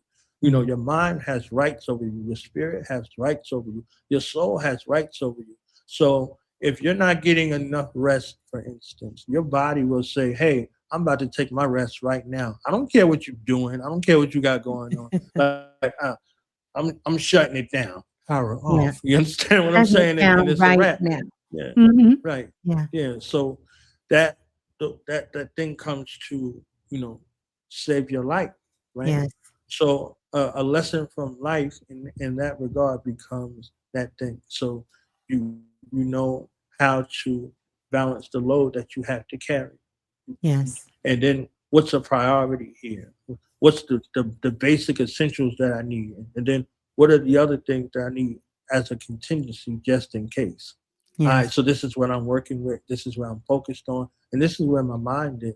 And one of your broadcasts, Miss Blue, recently, someone asked you, how do you prepare for the day? And you went through this beautiful situation in regards to how you prepare for the day, and then Oh, also yeah. how you prepare right For the before you night. go to for the night too. So it's like, and being and thankful and being divinely intentional on how you move, right? So it's like, Yes. oh man, like who isn't mindful of that, right? There's many of us that Yeah. aren't mindful for that. So we up at all hours of the night, our minds still racing. We can't close our eyes and all of that because we hadn't put together a ritual to put all of the aspects of our being on notice and all of the things in our mind. Like, look, fam, we shutting it down in 10 minutes. All right, we got 600 seconds to get it together. It's To like, get it. oh, yeah, we're going. All right, all right. So the mind starts calming down, the body starts calming down, so it's there, and you put it on the schedule. So now you're Mhm. training the body how to be. So even anywhere you are around that time, your body will start doing what Oh, yes. you It programmed it to knows. do. It knows. It definitely knows. Well, thank you for that. That was beautiful. Lastly, though, I just out of my own curiosity, do you only learn from mistakes? No, Okay. no, Thank you. no.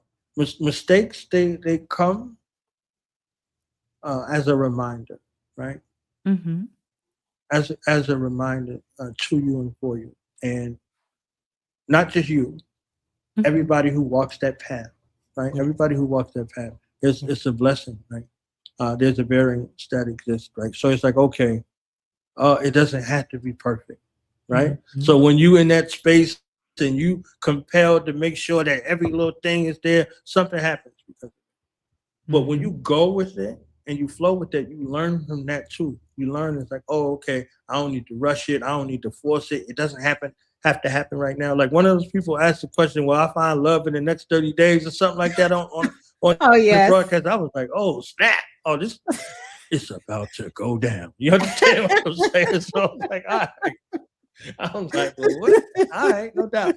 Uh, but people have those things in their mind, so there's a sense of urgency that's associated with it. And when you said, fall in love with you and spend that time devoted this next 30 days with you, like Yes. returning it back to that galactic center of self. Like, how do you see yourself? Do you want to be in a relationship with you in the Right. next 30 days, and how that process goes? It's like, all right, so this became something where if you dwell on those mistakes and wallow and say, "Oh, I can't do nothing right," and all of that, that's going Yes. to be a hell of your own making, right? That's So right. you learned that, like, all right, you don't have to, like, all right, you don't have to mess up to be messed up. You end up messed up being messed up. You That's understand what I'm right. saying? That's right. So That's right. I just yeah, wanted to, kind of put that out there just, yeah. Miss Blue ain't playing so with me, y'all. She like, so you we can gonna answer so we my can question, fam? widen yeah, so we can Yeah, widen that out because yeah. yeah, I wanted you to fully express that because I knew it would come out beautiful. Um, so here's my next question, and we're almost done here. We're in a time, um, or a moment where information is everywhere, Mhm, but wisdom feels harder to find. mhm, I want you to explain, this is a topic I explore myself a lot, but I want everyone listening to hear your words about why does discernment matter right now? mhm. Why is that such a big thing? Why does discernment, or do you feel it's a big thing right now? Why does discernment matter right now? information is everywhere, Mm. and information can either lead you to an understanding or a misunderstanding. So wisdom is always present. She is out there working and calling after you, and oftentimes we ignore her, right? We ignore her because wisdom, it, it comes with work, right? It comes with responsibility. It comes with accountability. So information is just, oh, I looked up something and I'll just say what I saw. It's like, oh yeah, you know, uh, yeah, I almost said Y2K. Look, we're getting old out here. But any of this in time type of situation, it comes from that. So if you're led by information will lead you astray, right? Information leads you astray. But wisdom requires something else of you. She takes you into another place in space. So, you know, discernment becomes very key in regards to that. And in Nile Valley culture, I'll share a quick story. This one, uh, Sutesh is a force of trickery, and he has a child named Anpu. And Anpu, in that tradition, opens the way. So he's the road opener, the one who opens the way. Historically, his father opened it, and he's a mighty force, that force of fight or flight, all of these aspects. But Sutesh has the ability to be able to masquerade and appear like Anpu, his son. He can put his mask on and go to the cities, and they're on guard for that because they know that's a trick that he uses, right? So Sutesh's goal is to keep you safe.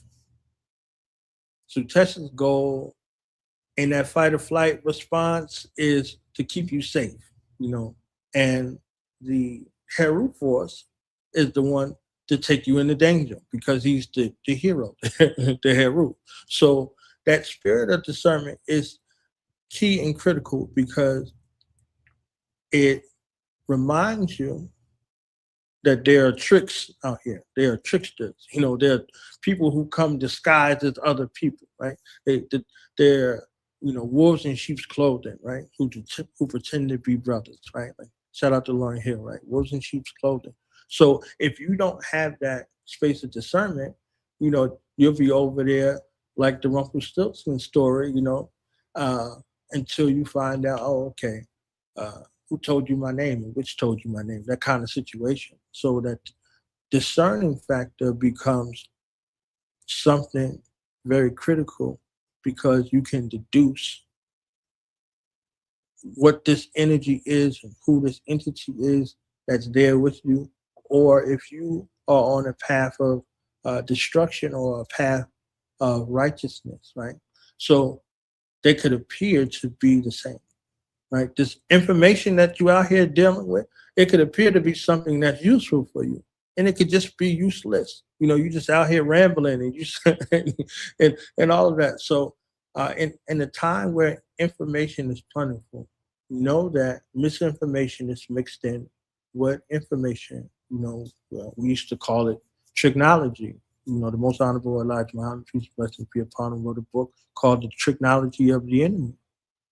So people resort to trick knowledge in that space. So you have to be wise to, the trickster and learn a lesson from that, So one way or another, you're going to learn it. So either your discernment comes from uh, getting tricked or recognizing the trick before you get caught up in the trick bag. So yeah, Yeah. discernment becomes very critical in the time of bountiful information. Yes, yes, because it is. And I love the way you broke that down and gave the story, gave the analogy about Ampu and the trickster, especially Mhm. because so much knowledge is out here. That was something I spoke about a while ago, a couple of years ago. I said, it's going to be hard to tell the difference between what is real Mm-hmm. and what is not. Now, I'm not going to tell you I seen it as AI. I just knew that that time was coming. But here's Mm-hmm. something else. The brain, the mind, doesn't know the difference between imagination Mm-hmm. and what is actually taking place in real time. So that kind of double coats this whole discernment Mm-hmm. and really understanding about wisdom. But I think it's so powerful to hear brothers speak about wisdom and discernment because often these are sometimes sort of swept up under the rug as something that women do. And brothers Mm-hmm. use knowledge.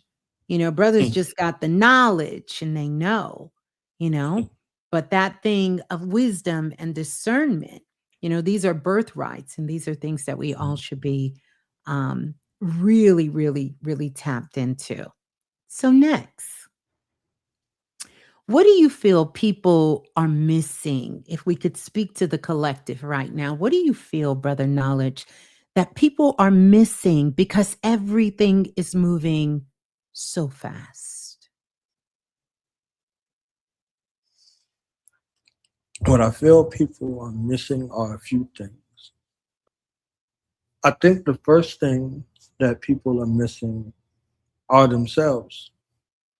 I think that's the first thing. The first thing that people are missing are themselves.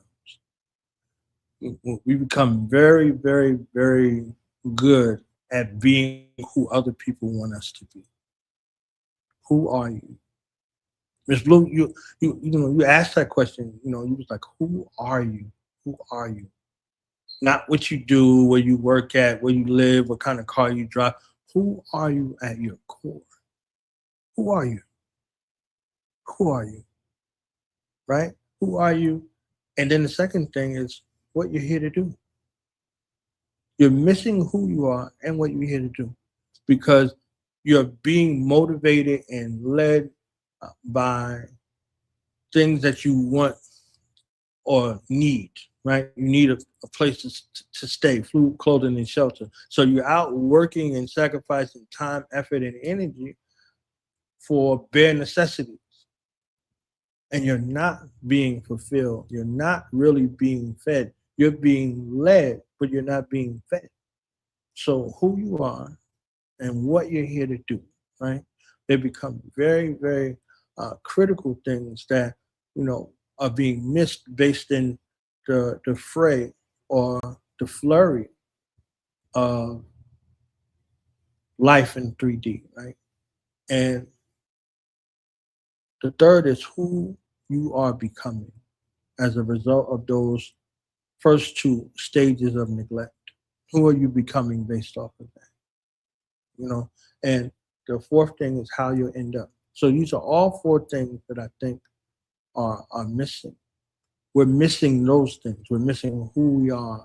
We're missing why we're here. Who we become and how we're going to end up. Because how you're going to end up determines how you live, right? All of these are all facets in regards to this. If you don't know who you are, if you don't know why you're here, yeah, if you don't know what these things, because you don't know them, are doing to you, how they affect you physically, mentally, emotionally, and spiritually, then how you're going to end up is very cut and dry, right? And what would it mean for your future generations would be the fifth thing, right? So all of these things, like the fifth element, like so the tomorrow people, what would that mean for them? What would that mean for your children, your grandchildren, your great grandchildren to the seventh and tenth generation? If you're at a deficit now within your being, this is a part of the inheritance that they have to get, and then they have to learn how to correct within themselves to be able to reach back to your timeline and have you be able to correct it because you were not in the position or had the set ability to be able to do it because you were inundated with these other things and you made these other things a priority. I heard an elder woman say to her daughter was one with a revolutionary spirit, and she was like, "Mama, how come you weren't involved in these revolutionary times?" She said, "Baby, I had to go to work."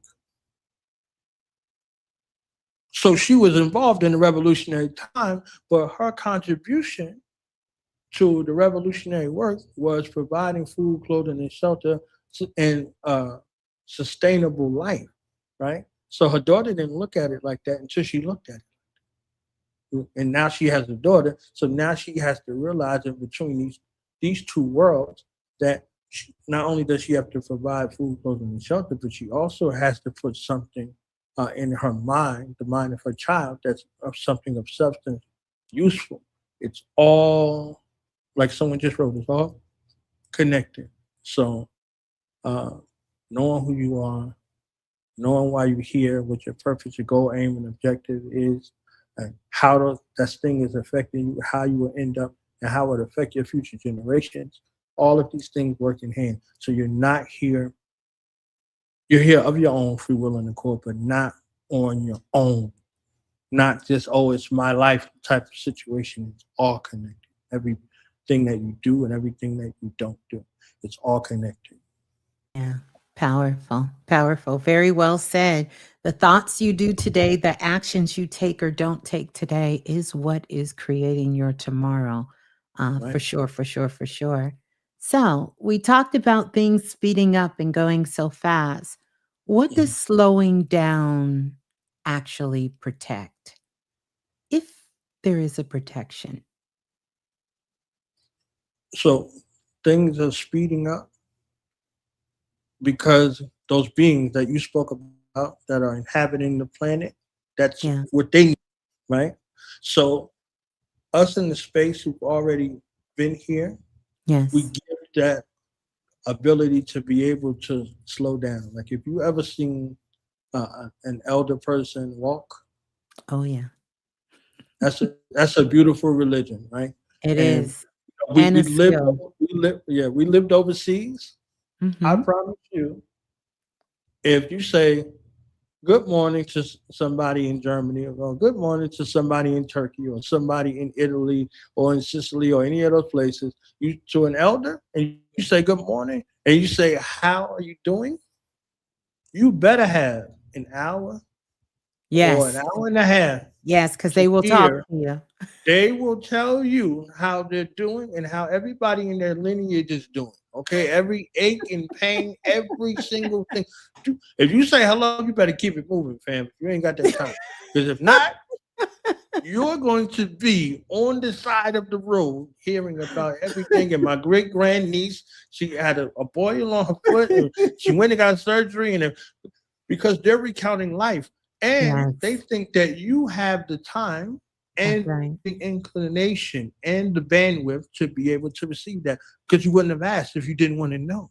That's right. So in that space of the rigmarole, it's a Mhm. reminder that you're going to be the elder, and somebody, you're going to want to talk to somebody about how you're feeling and True. how you are and how I everybody have a in your nei I family have is doing. a neighbor like that. We call him granddad. He's the neighborhood granddad, and Oh yeah, we all know if he catch you outside, it's a listen, just rat. go ahead, cross out Yep. an hour, but I Hmm. really have had some very enlightened and very enriching conversations with him because he does go deep. And so that's what I was asking you. What does slowing down actually protect? Because there's a time that we need to slow down, Right. not It following the protects your rhythm future. of the Yeah. world. Yeah. It protects it preserves your legacy. And it Mm, gives you the ability to be able to reflect, because you can't reflect at 10,000 miles per hour. that's right. You can't, I've been in combat and I've been in war Mm, situations. wow. And I could tell you from a lot of those engagements, time doesn't exist. Yeah. It's a slow down type of situation, right? And Mhm. I was telling you about that, saying about that force, Texas fight or flight, right? So either Yeah. you fight real hard or you run real fast, Yeah. one way or Yeah. another. But Yeah. after that, once those cortical steroids slow down in your body, you feel like you're 500 pounds. So your Mm. breathing slows down everything. So you in that space where, I was talking about Incredible Hulk with the old Yes. Incredible Hulk, where his head used to be shrinking and he's coming back into himself. That ability of slowing down. He's in an alley with no shirt on and ripped pants. You understand what I'm saying? So, like Mhm. that ability to be able to slow down protects the person, so Yeah. the person truly isn't harmed, right? So the Mhm. person, the legacy, the thing of importance. But if you continue to keep going 1,000 miles per hour, it's the equivalent of not getting any sleep. You're going to Yeah. start missing things. You're going to start forgetting things. That slowing down is going to collide with you. Yeah, it'll catch That up. The force. timelines will Yeah, yeah, crash. The yeah. And timelines will and crash. and Your so will future you. timelines and Yeah, your yeah. timeline will crash. Very well said. And so I'm going to keep going because I'm just loving this, but we're going to get out of here, I promise. When you're public speaking, Mhm. which you've kind of been doing here, we can call it that. What do you feel responsible for? And what do you refuse to carry? And I'm Mm. saying that because we're living in the audio age. Mhm. Everyone has a podcast. Mhm. Everyone has a YouTube. Everyone Mhm. has access to speak, to share their voice and, to share their thoughts and what they're experiencing and what they're living and what they're going through. Mhm. I want you to share with us, what do you feel responsible for and what do you refuse to carry as a brother from the diaspora? As a God in this world, as someone with your knowledge, your wisdom, your understanding, your history, your culture, your background, your connection. Speak to that for us, please. I feel responsible for ensuring that my bloodline is not dishonored. When I speak, when I write, when I host, whatever modality it is, whether it's virtual or physical, I bring the experience, the emotion, the high energy, the divine insight from my bloodline. And that's what I feel responsible for. I feel responsible for being the best ambassador that brings honor and that brings elevation to my bloodline. Because when I come in that spirit and I come in that space, my spirit and my ancestors links with everybody else's spirit and ancestors in the room, and we have a magnanimous space. We begin to connect. Like literally, you can close your eyes and speak and see the lights go on, and the people who first look at you like, "Who's this mofo? Who's this fool?" You understand what I'm saying? And you could see the lights come on, and you convert them, you know, one by one, and then they begin to open up, and then the light gets brighter, and you connect with them in spirit and in truth. So we all have an experience. We all have a quickening in that place in regards to that for those who are willing, right? So we all have an ability to feel that joy, to feel that upliftment, to feel that elevation, and to uh, have an experience of your life matters. Like your life matters, your story matters, all of the things that you're here to do, they all matter, right? So when I speak to them in that modality, I speak the same life my mother spoke to me that you uh, eloquently put, Ms.Blue. My mother spoke that like put that word on. She bought me a football jersey and a football. You understand what I'm saying? You're gonna grow. Like she wasn't, tongue in cheek with it. Like no, she declarative statements of power and elevation, like a command, not a prayer. Like, oh God, could you please help my baby grow? Blah blah blah. No, she was like she commanded the universe and the heavens and everything that is in the earth submitted to that will. So in that space, that's where it goes, right? So that space of bringing with the public speaking becomes something remarkable and enjoyable. And the thing that I refuse to do is to bring shame or dishonor to my family, to bring shame or dishonor in any kind of way. Right? I refuse. I've done it, in my life, right? It's never happened, never not happened. But I refuse that. I refuse to submit to anything that will bring shame and dishonor, no matter if it's lucrative or whatever the case may be. There's no dollar amount that's attached to something that brings you eternal damnation. There's not enough money that they can pay you. There's not enough prestige or position or power that they could offer you to give you that would have you be in abhorrence to your bloodline. So that space is something that I refuse. I refuse that. I rebuke that. Okay, I rebuke on You right rebuke now. that. You rebuke it. It's Yeah. powerful. Powerful. I thank you for that. Huh. So, one last question, I promise. Take your time. I got time. Okay. Okay, Yeah. well, good, good, because I'm Yeah. here for it. I've been waiting for a long Yeah. time for Yeah. this. Me too. So maybe not one more, but I have another one. So, Okay. how do you personally, because I see this, brother knowledge, I see it with the brothers mainly, some sisters, not too many, but with the brothers.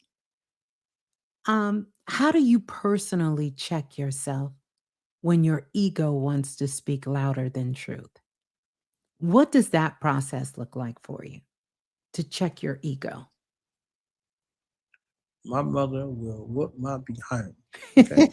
From the other side. From the other side. Okay. And then you think it's a dream until that behind getting whooped and you feeling all of the feels of the feel. Yeah. I mean, I could say, I don't have no ego or, whatever the case may be, but your ego get punched. You know what I'm saying? Your ego Yeah. get punched in the face, and then you want to respond and react in a different kind of way, and Yeah. realize that you're out of bounds, right? You're out of Yes. bounds. Shout out to the guy free. I was reading the book, and I suggested the book for her, The Art of Peace, right? Because Mm. everybody reads The Art of War, Yeah, but no, right? very few people read The Art of Peace. Right. Yes. And the art of war isn't for everybody. Mm-mm. They say the goal of the art of war is to learn how to fight without fighting. But all of the deceptive means that are Yes. there, you're fighting. You're And you're fighting fighting. yourself. You're fighting your morals, you're fighting, And the decency, all of those yes. things, because you're hearing from somebody who betrayed their people. You see what I'm saying? That's a different thing. So the art of peace is where the founder of Aikido came with Yes. this little pocket-sized book. The art of peace says when someone attacks, Yeah. they violate the natural order of the universe. Yes. So you, as a guardian in the center of the universe, use their momentum to bring them back into the order of the universe. Yes. So one thing you could parry, one thing you could block, and then in some instances you might have to break somebody's arm, Ms.Blue, or their leg That's right. to You gotta get them break it back down. into the To flow. You oh, understand what trust I'm me, saying? I didn't So have to do it a few times. I know, yeah. I'm very well. I know So the if art I'm of on the outside of this ego thing, right, and I'm outside of the flow of the universe, I have to be brought back into the flow. that's Because right. if you stay out there long, you're going to check up out of here. So Yeah. it's a benefit, it's a healing, a guidance, and a mercy to be able to come back into that particular flow. You know what I'm Yes. saying? So yeah, that's Yeah. Beautiful. Beautiful. yeah. And My so ego get G checked, so it's like, you know, sit it down, gets fam. it You're gets doing too checked. much out here. Yeah. Well, I love that. Thank you so much. Here's the other question. What part of yourself did you misunderstand for a long time? And My mind. before you Yeah. answer, Well, you Oh, did. But before you answer completely for us, and what helped you see it differently? mm. Yeah, Your mind. my mind, because a young black boy Mm, in the education system, wow. public school, you would think that this place that's set up as a school environment would be welcoming to your thoughts and ideas. And I was ostracized and castigated by the teaching body because of it. Now, I had one or two teachers along the way that were divine, they were God sent. But for most of them, based off of where they lived and where they had to commute to in order to teach us, they had no connection to us whatsoever. They didn't live where we lived. They didn't grow up in our neighborhoods. So they didn't see us as anything other than a paycheck.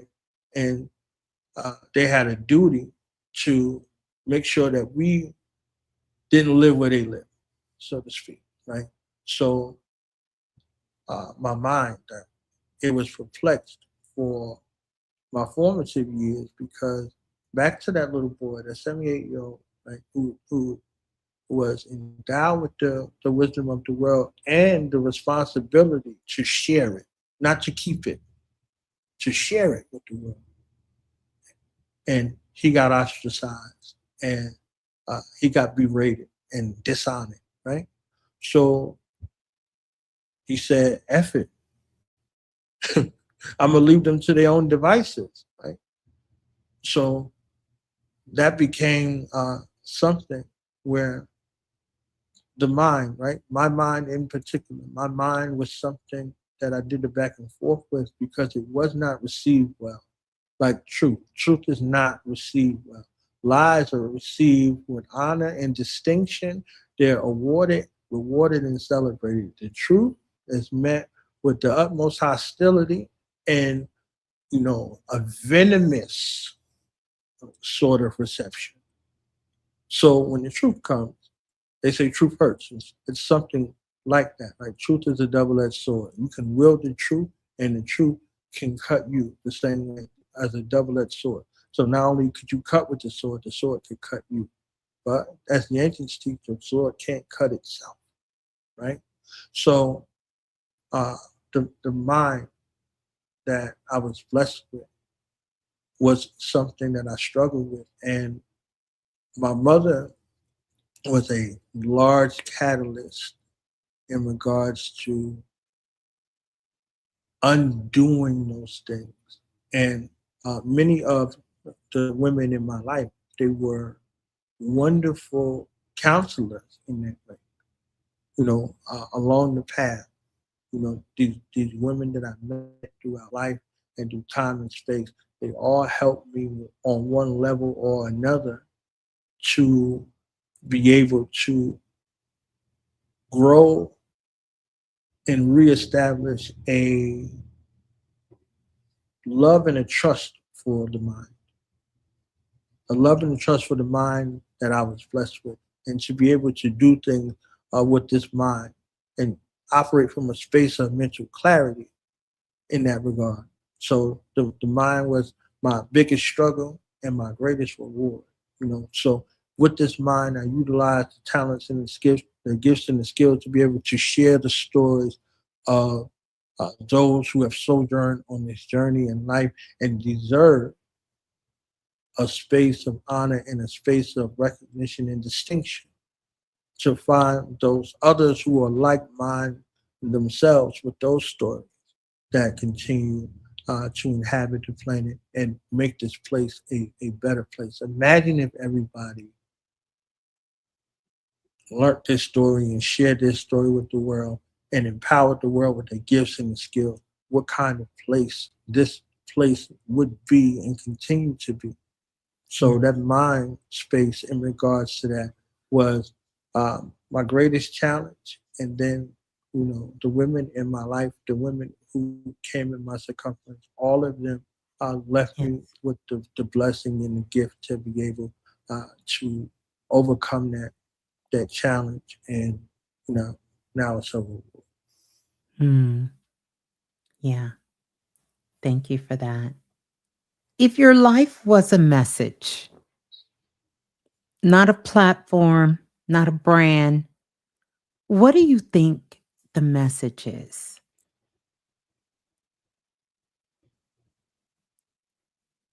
My tagline: a place where knowledge is born. Place where knowledge is born. I love that. I absolutely love that. So when all the microphones are off Mhm. and we finish this conversation, what do you hope the collective felt because you were here?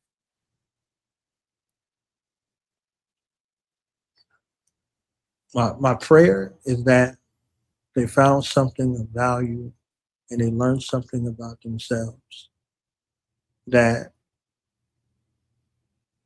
was brought back to their material view. So even the word learning denotes something. Like you're not here to learn, you're here to remember. You knew it all before you got here, and all of it is encased in you. And you're here in third dimension to remember. So the instances that come along uh, in your life unlock one of these things or another one of these things.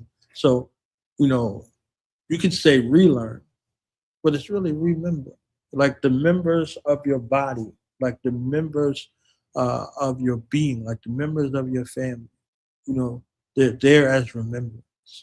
You didn't, you came here for a duty and a purpose, right? So you're here to remember, right? Uh, and that's a gift and that's a blessing. So that becomes something that you seek out daily in that regard. So you interact with people who are familiar to you. You interact with people you're most close to, those people who are not strangers to you. So if you got a core group of people that you're around, you've been around them for lifetime. Just in this incarnation, y'all found yourself in this place doing these things. You know, uh, they say the in the Nile Valley culture, the bar goes to the place that it knows. So they say where uh, energy flows, where attention goes, energy flows, right? Thought So, goes where energy flows. right, Absolutely. right. Hmm. So we familiar. You know what I'm saying? We're a soul family. We're a soul So, tribe. So I family, thank you, right, for I thank you you know so much. giving us that term to describe because we cross all kinds of lines in that regard. Yeah. We transcend boundaries and all of that. So people all over the universe. Yeah. People on Pluto was like, "You gonna be on Ms.Blue tonight?" I was like, "Yeah."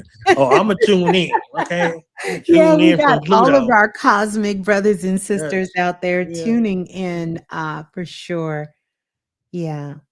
Yeah. I'm going to give my final kind of close on that. And plus, I want you to talk about some of the things you're working on Yes, ma'am. as well. I want you to speak about that before we get ready to go and how people can connect with you and some of the projects that you're working on at this particular time that's closest to your heart.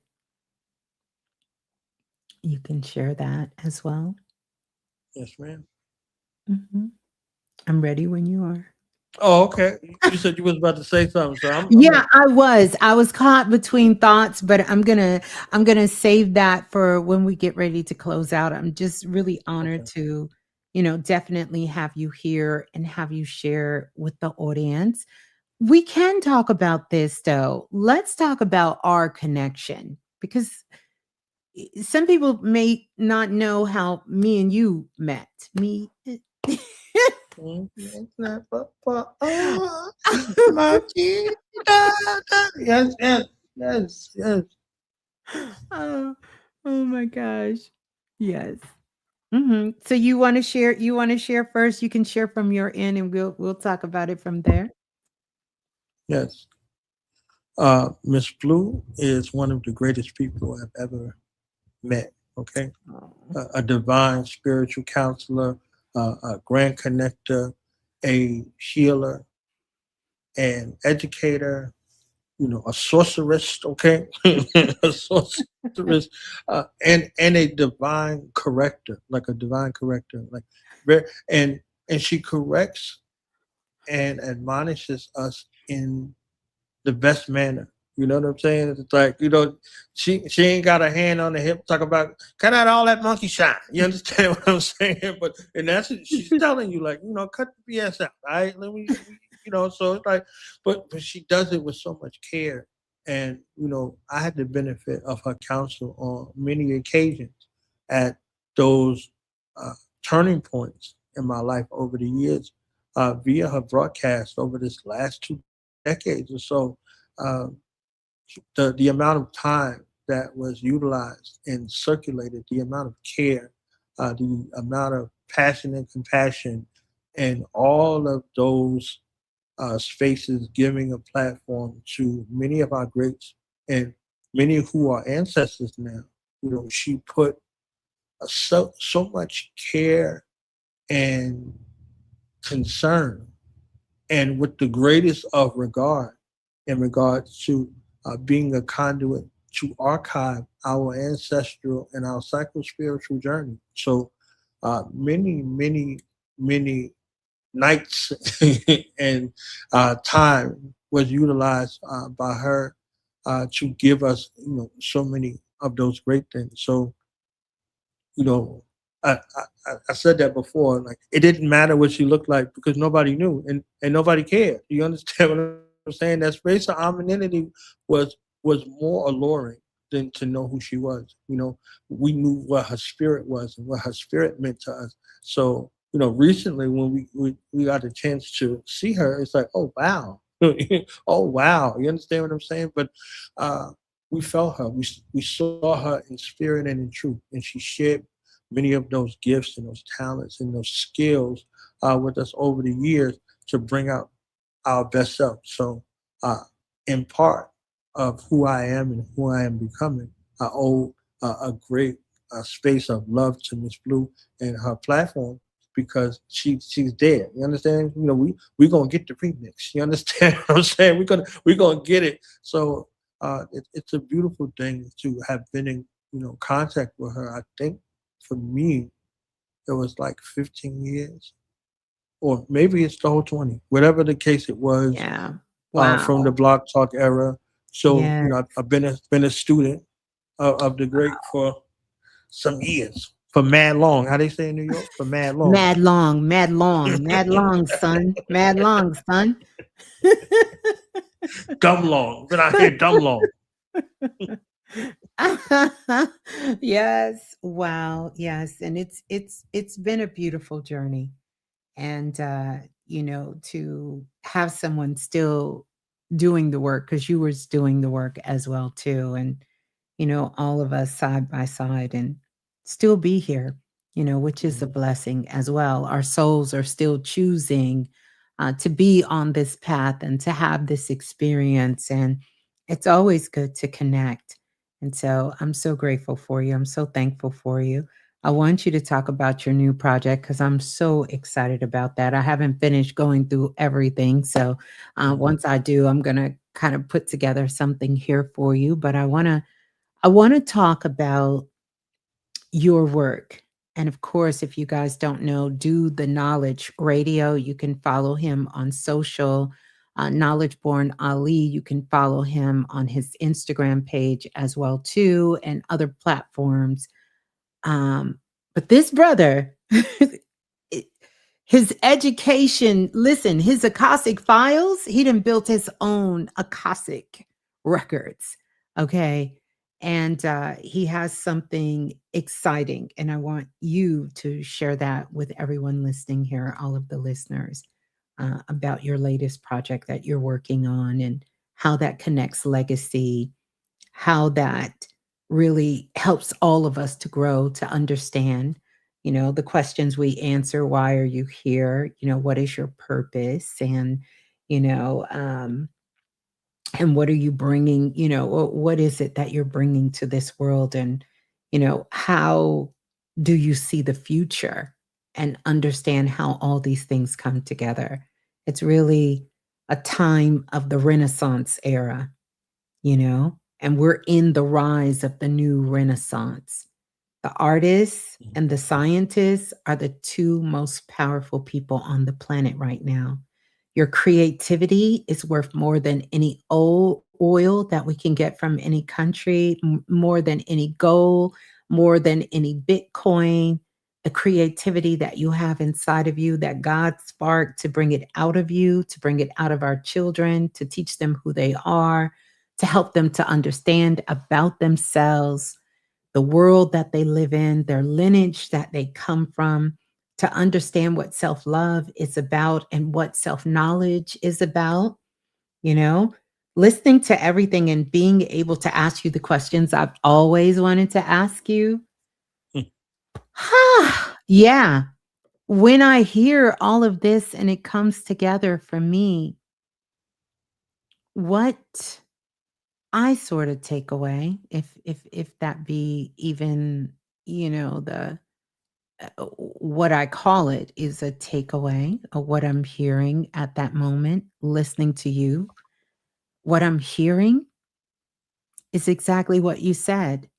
Knowledge is born, but not the traditional knowledge of just from the mind, but knowledge from the soul, knowledge from the spirit, knowledge that transcends space and time. That kind of knowledge, that kind of understanding, that kind of wisdom, you know?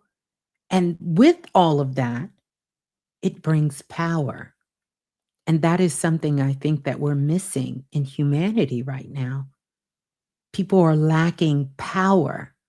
And, Dr. Martin Luther King said that best: love without power is useless, and power without love is useless. It's time that we bring them both together. And you're a brother that every interaction with you has been just that. It's been love and it's been power. I am empowered by you. I am grateful for you. I am thankful for our connection. Yeah. So I'm going to let you share what you're working on now so people can dive into that, because it's some good stuff, you guys. It's really, really good. Do I Ms. need to Blue gonna bring make that? me, Yeah. yes, Okay. please. Ms. Blue gonna Okay. make me cry in the car, y'all. She trying to make me cry online. You know what I'm saying? I'm holding it in. I'm a bi. I'm a bi. So this ebook series, and thank you to everyone who has been supporting so far. I have 13 ebooks now as of today, but 12 books are available. 13 I'm putting the finishing touches on, number 13. But this is one of the books. I just wanted people to be able to see what I'm working on. Is Voices of the Diaspora, my ebook series, 13 books in total and counting, but 12 are available. Uh, you can get them directly from me via this Cash App right here. You'll see on the screen, Cash App Knowledge Born Allah, or paypal.me/ Do the Knowledge Radio. And if you say, oh, I saw you with Ms.Blue, then you can get it for the discounted price of $50.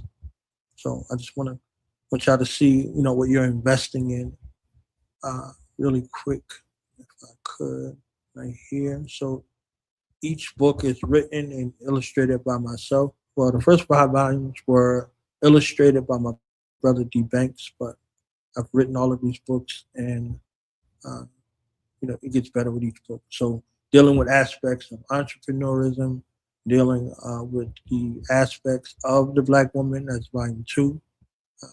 Volume 3 and 4 are for the minds of the disruptors, the revolutionary minds. Volume 3 and 4 are dedicated to them, and volume 5 is dedicated to science, technology, engineering, uh, Art and Mathematics, so STEAM.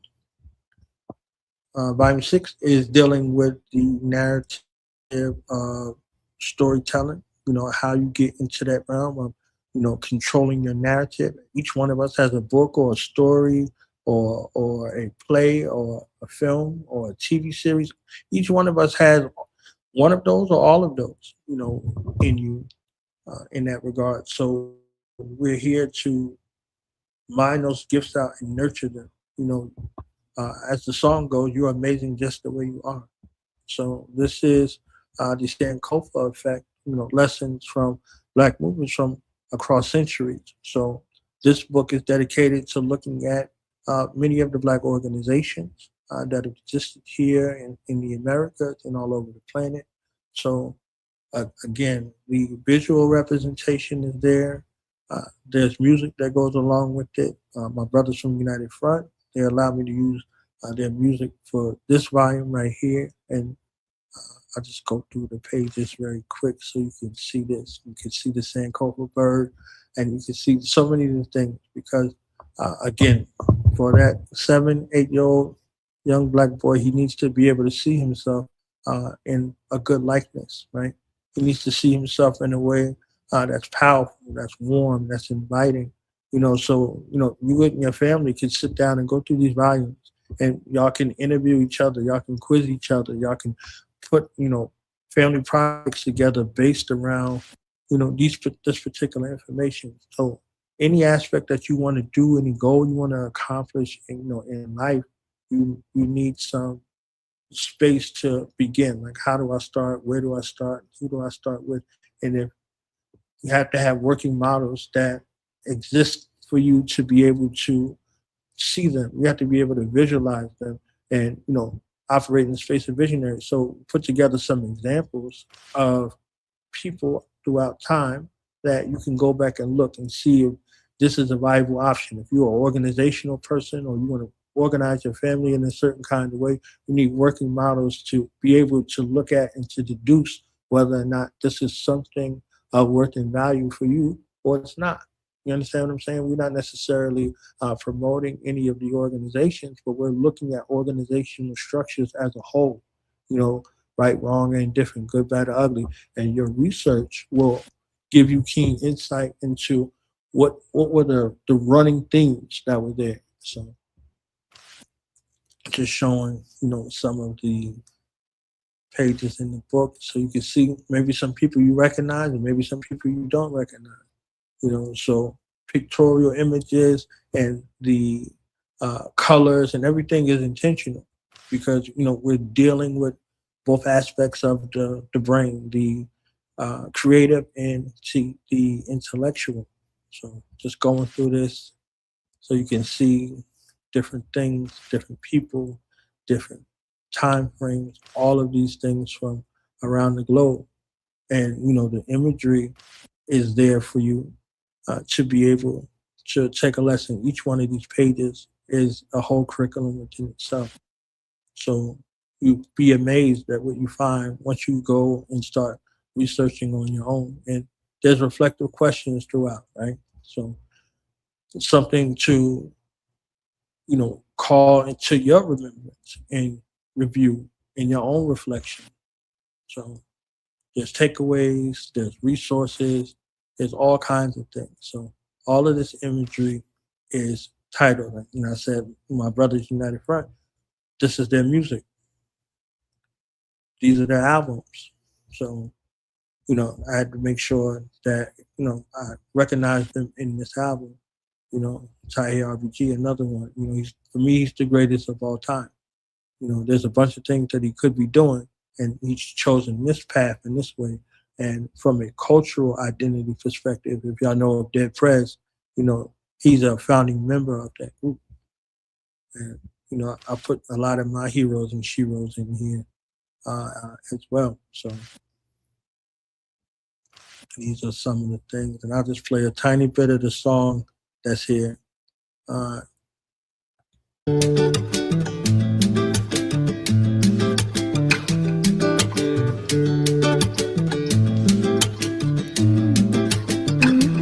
Us against the world and all bets is off. Grab a machete, get ready, it's time to get it on. Call up your peeps, get the heat, who down and let it off. Freedom or death, we bout to set it off.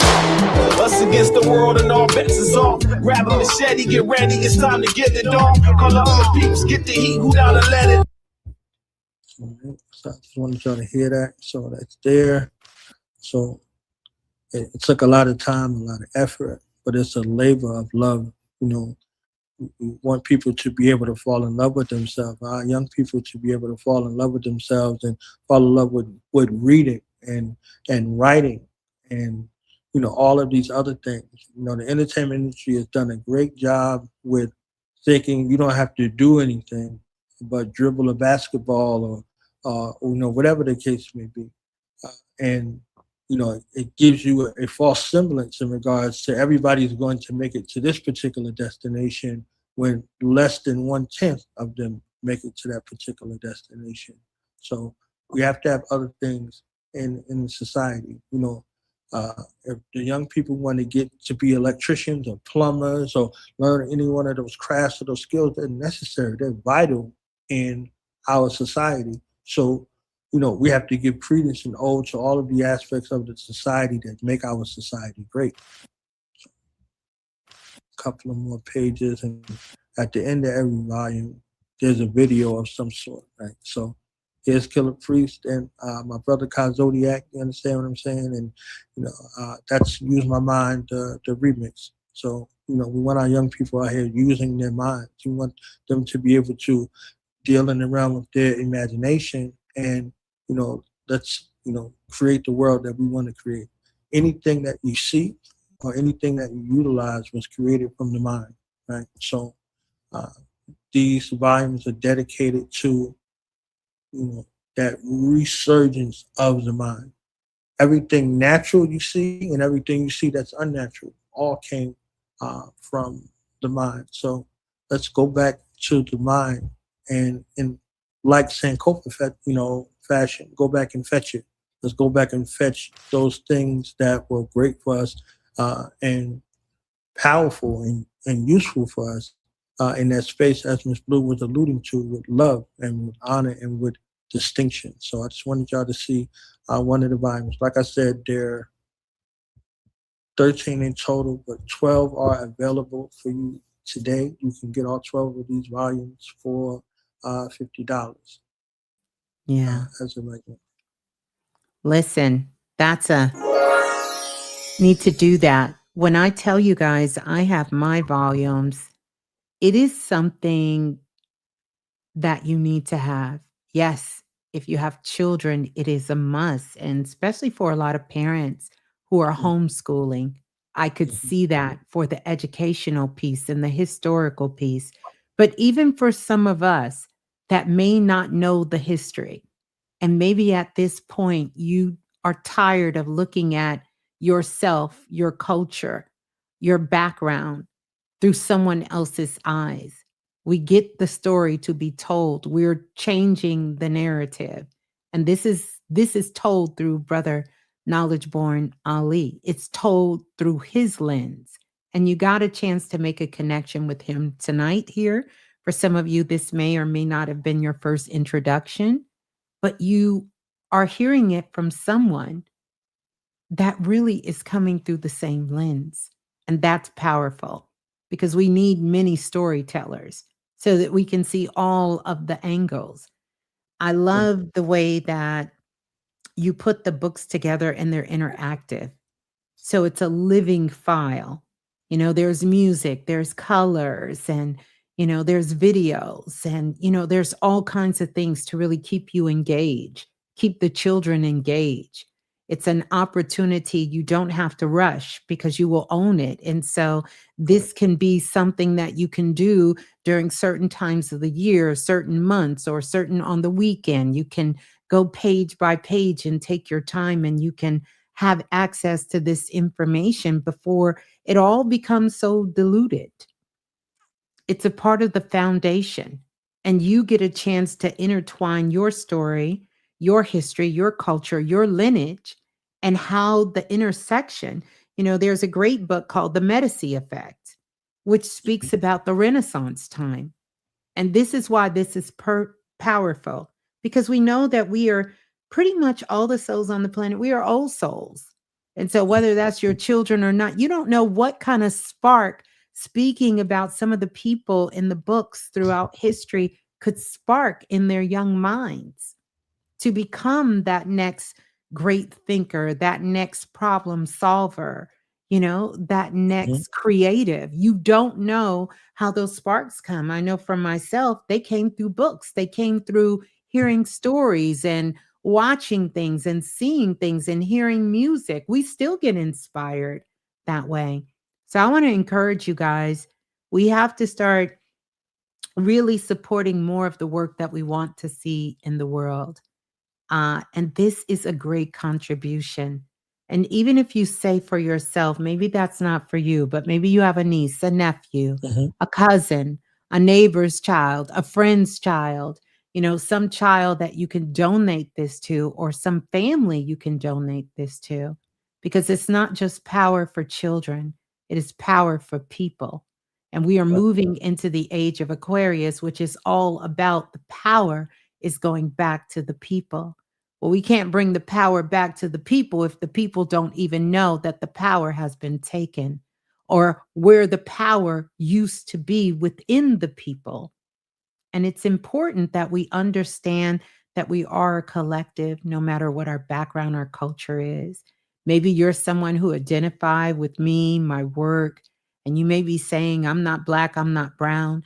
This is a way that you can get the insight. You can study, you can understand, you can expand your consciousness, Right. expand your awareness, get a deeper understanding for the world that we all have to live in together. I just think it's amazing. It's a great body of work. And my goodness, 13 books, 12 books. Whew, I'm still working on my one, but I'm gonna get there because I got the brother knowledge. He's coaching me along the way. So I'm working my way. I'm working my way. And so all of you, I think it's a great inspiration, a great way to support and for all of us to collectively come together. So reach out to the brother, Knowledge Born Ali. And yeah, just make sure, hit him up on the Cash App. Make sure you let him know Ms.Blue sent you. Right. And yeah, yeah, this has been And amazing. the 13th volume, if I could, really quick, Yes, Ms. Blue. The yes. 13th volume is volume 9 of Voices of the Diaspora, Mastering the Craft of Telling Your Own Black Story. So Mm, it's a masterclass in regards to, if you don't know where to start on your own journey, your own path of telling your own story, this volume is written exclusively for you. powerful. So that's it's going to be a class and a course of study for you to, if you don't know where to begin. And So that's going to be included in the 13. The right. master class is included in the 13, but that's to come. That's going to come this year with the master class. You guys, listen. I don't know where you get that at. I don't know where they do that at. 13 books, master class for $50, right? To give Right. that donation to something that is building you. This is something I was just talking about, Brother Knowledge. The difference between motion and action. Hmm. And sometimes it's hard. People think because they got a lot of motion, they doing something. The motion ain't changing the environment. It's not changing the mind. It's not expanding the consciousness. It's not changing the life. Action, measurable results. This is the kind of action. This is the kind of self-invested that can change your life. Yeah. With some powerful words. You guys think you just got a little taste of the brother. When you dive into his work, his books, and the things that he's doing, you're gonna understand why he carries such a powerful legacy with him, and his name, Knowledge Born Ali. Allah. I don't know why I want to say Ali. I don't know where that came from, but Allah. Yeah, powerful. Gratitude for the time and the sharing. Yes. So there you go. Well, we're going to get ready to get out of here. You guys, don't forget to like, share, pass it on to a friend. Don't forget to hype this video up, and don't forget to subscribe.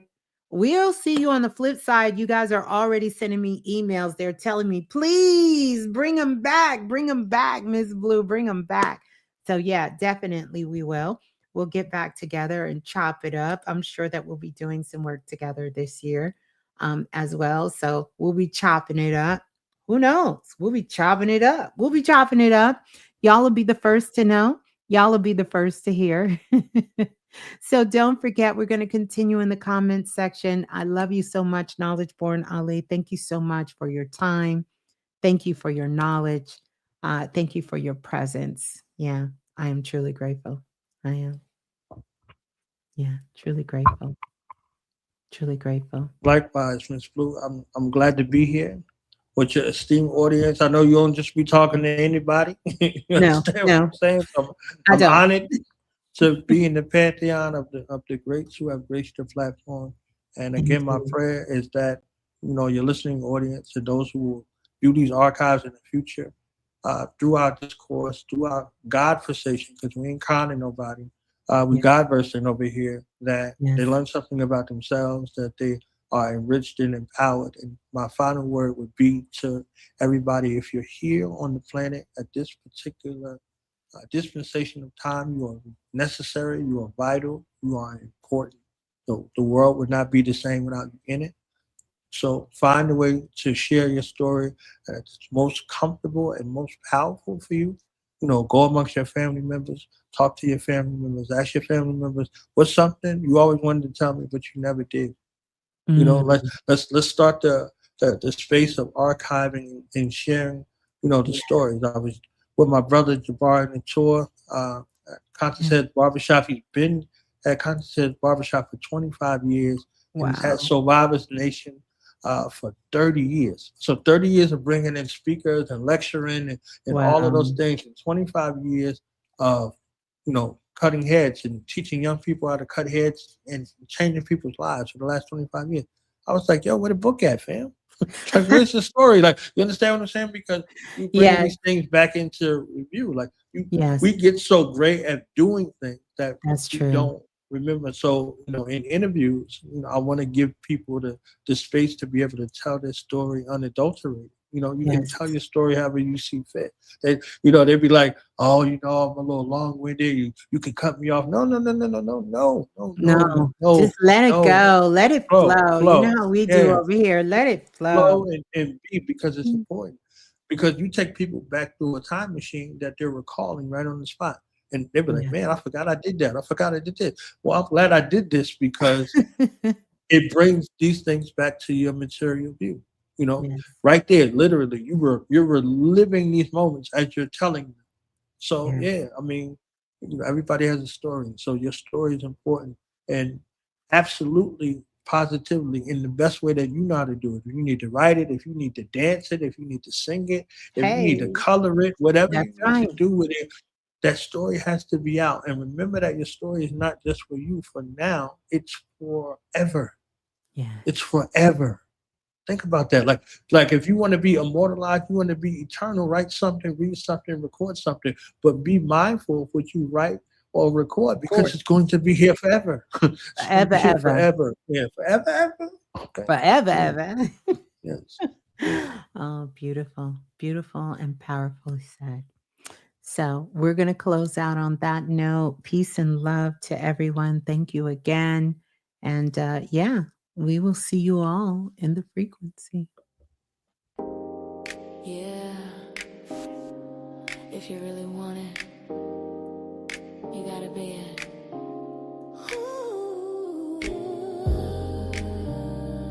As Ms.Blue has shared with the world.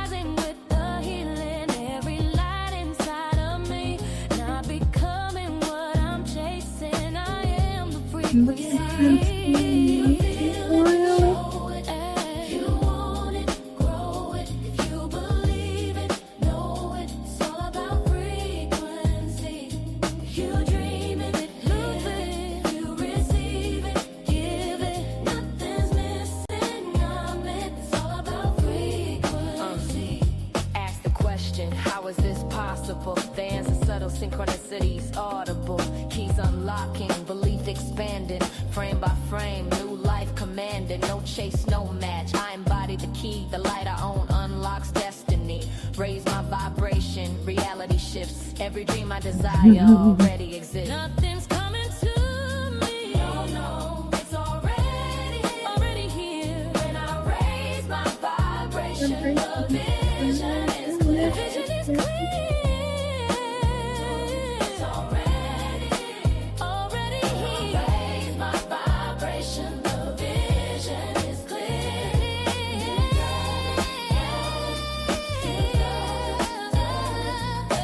Believe it, know it, it's all about frequency.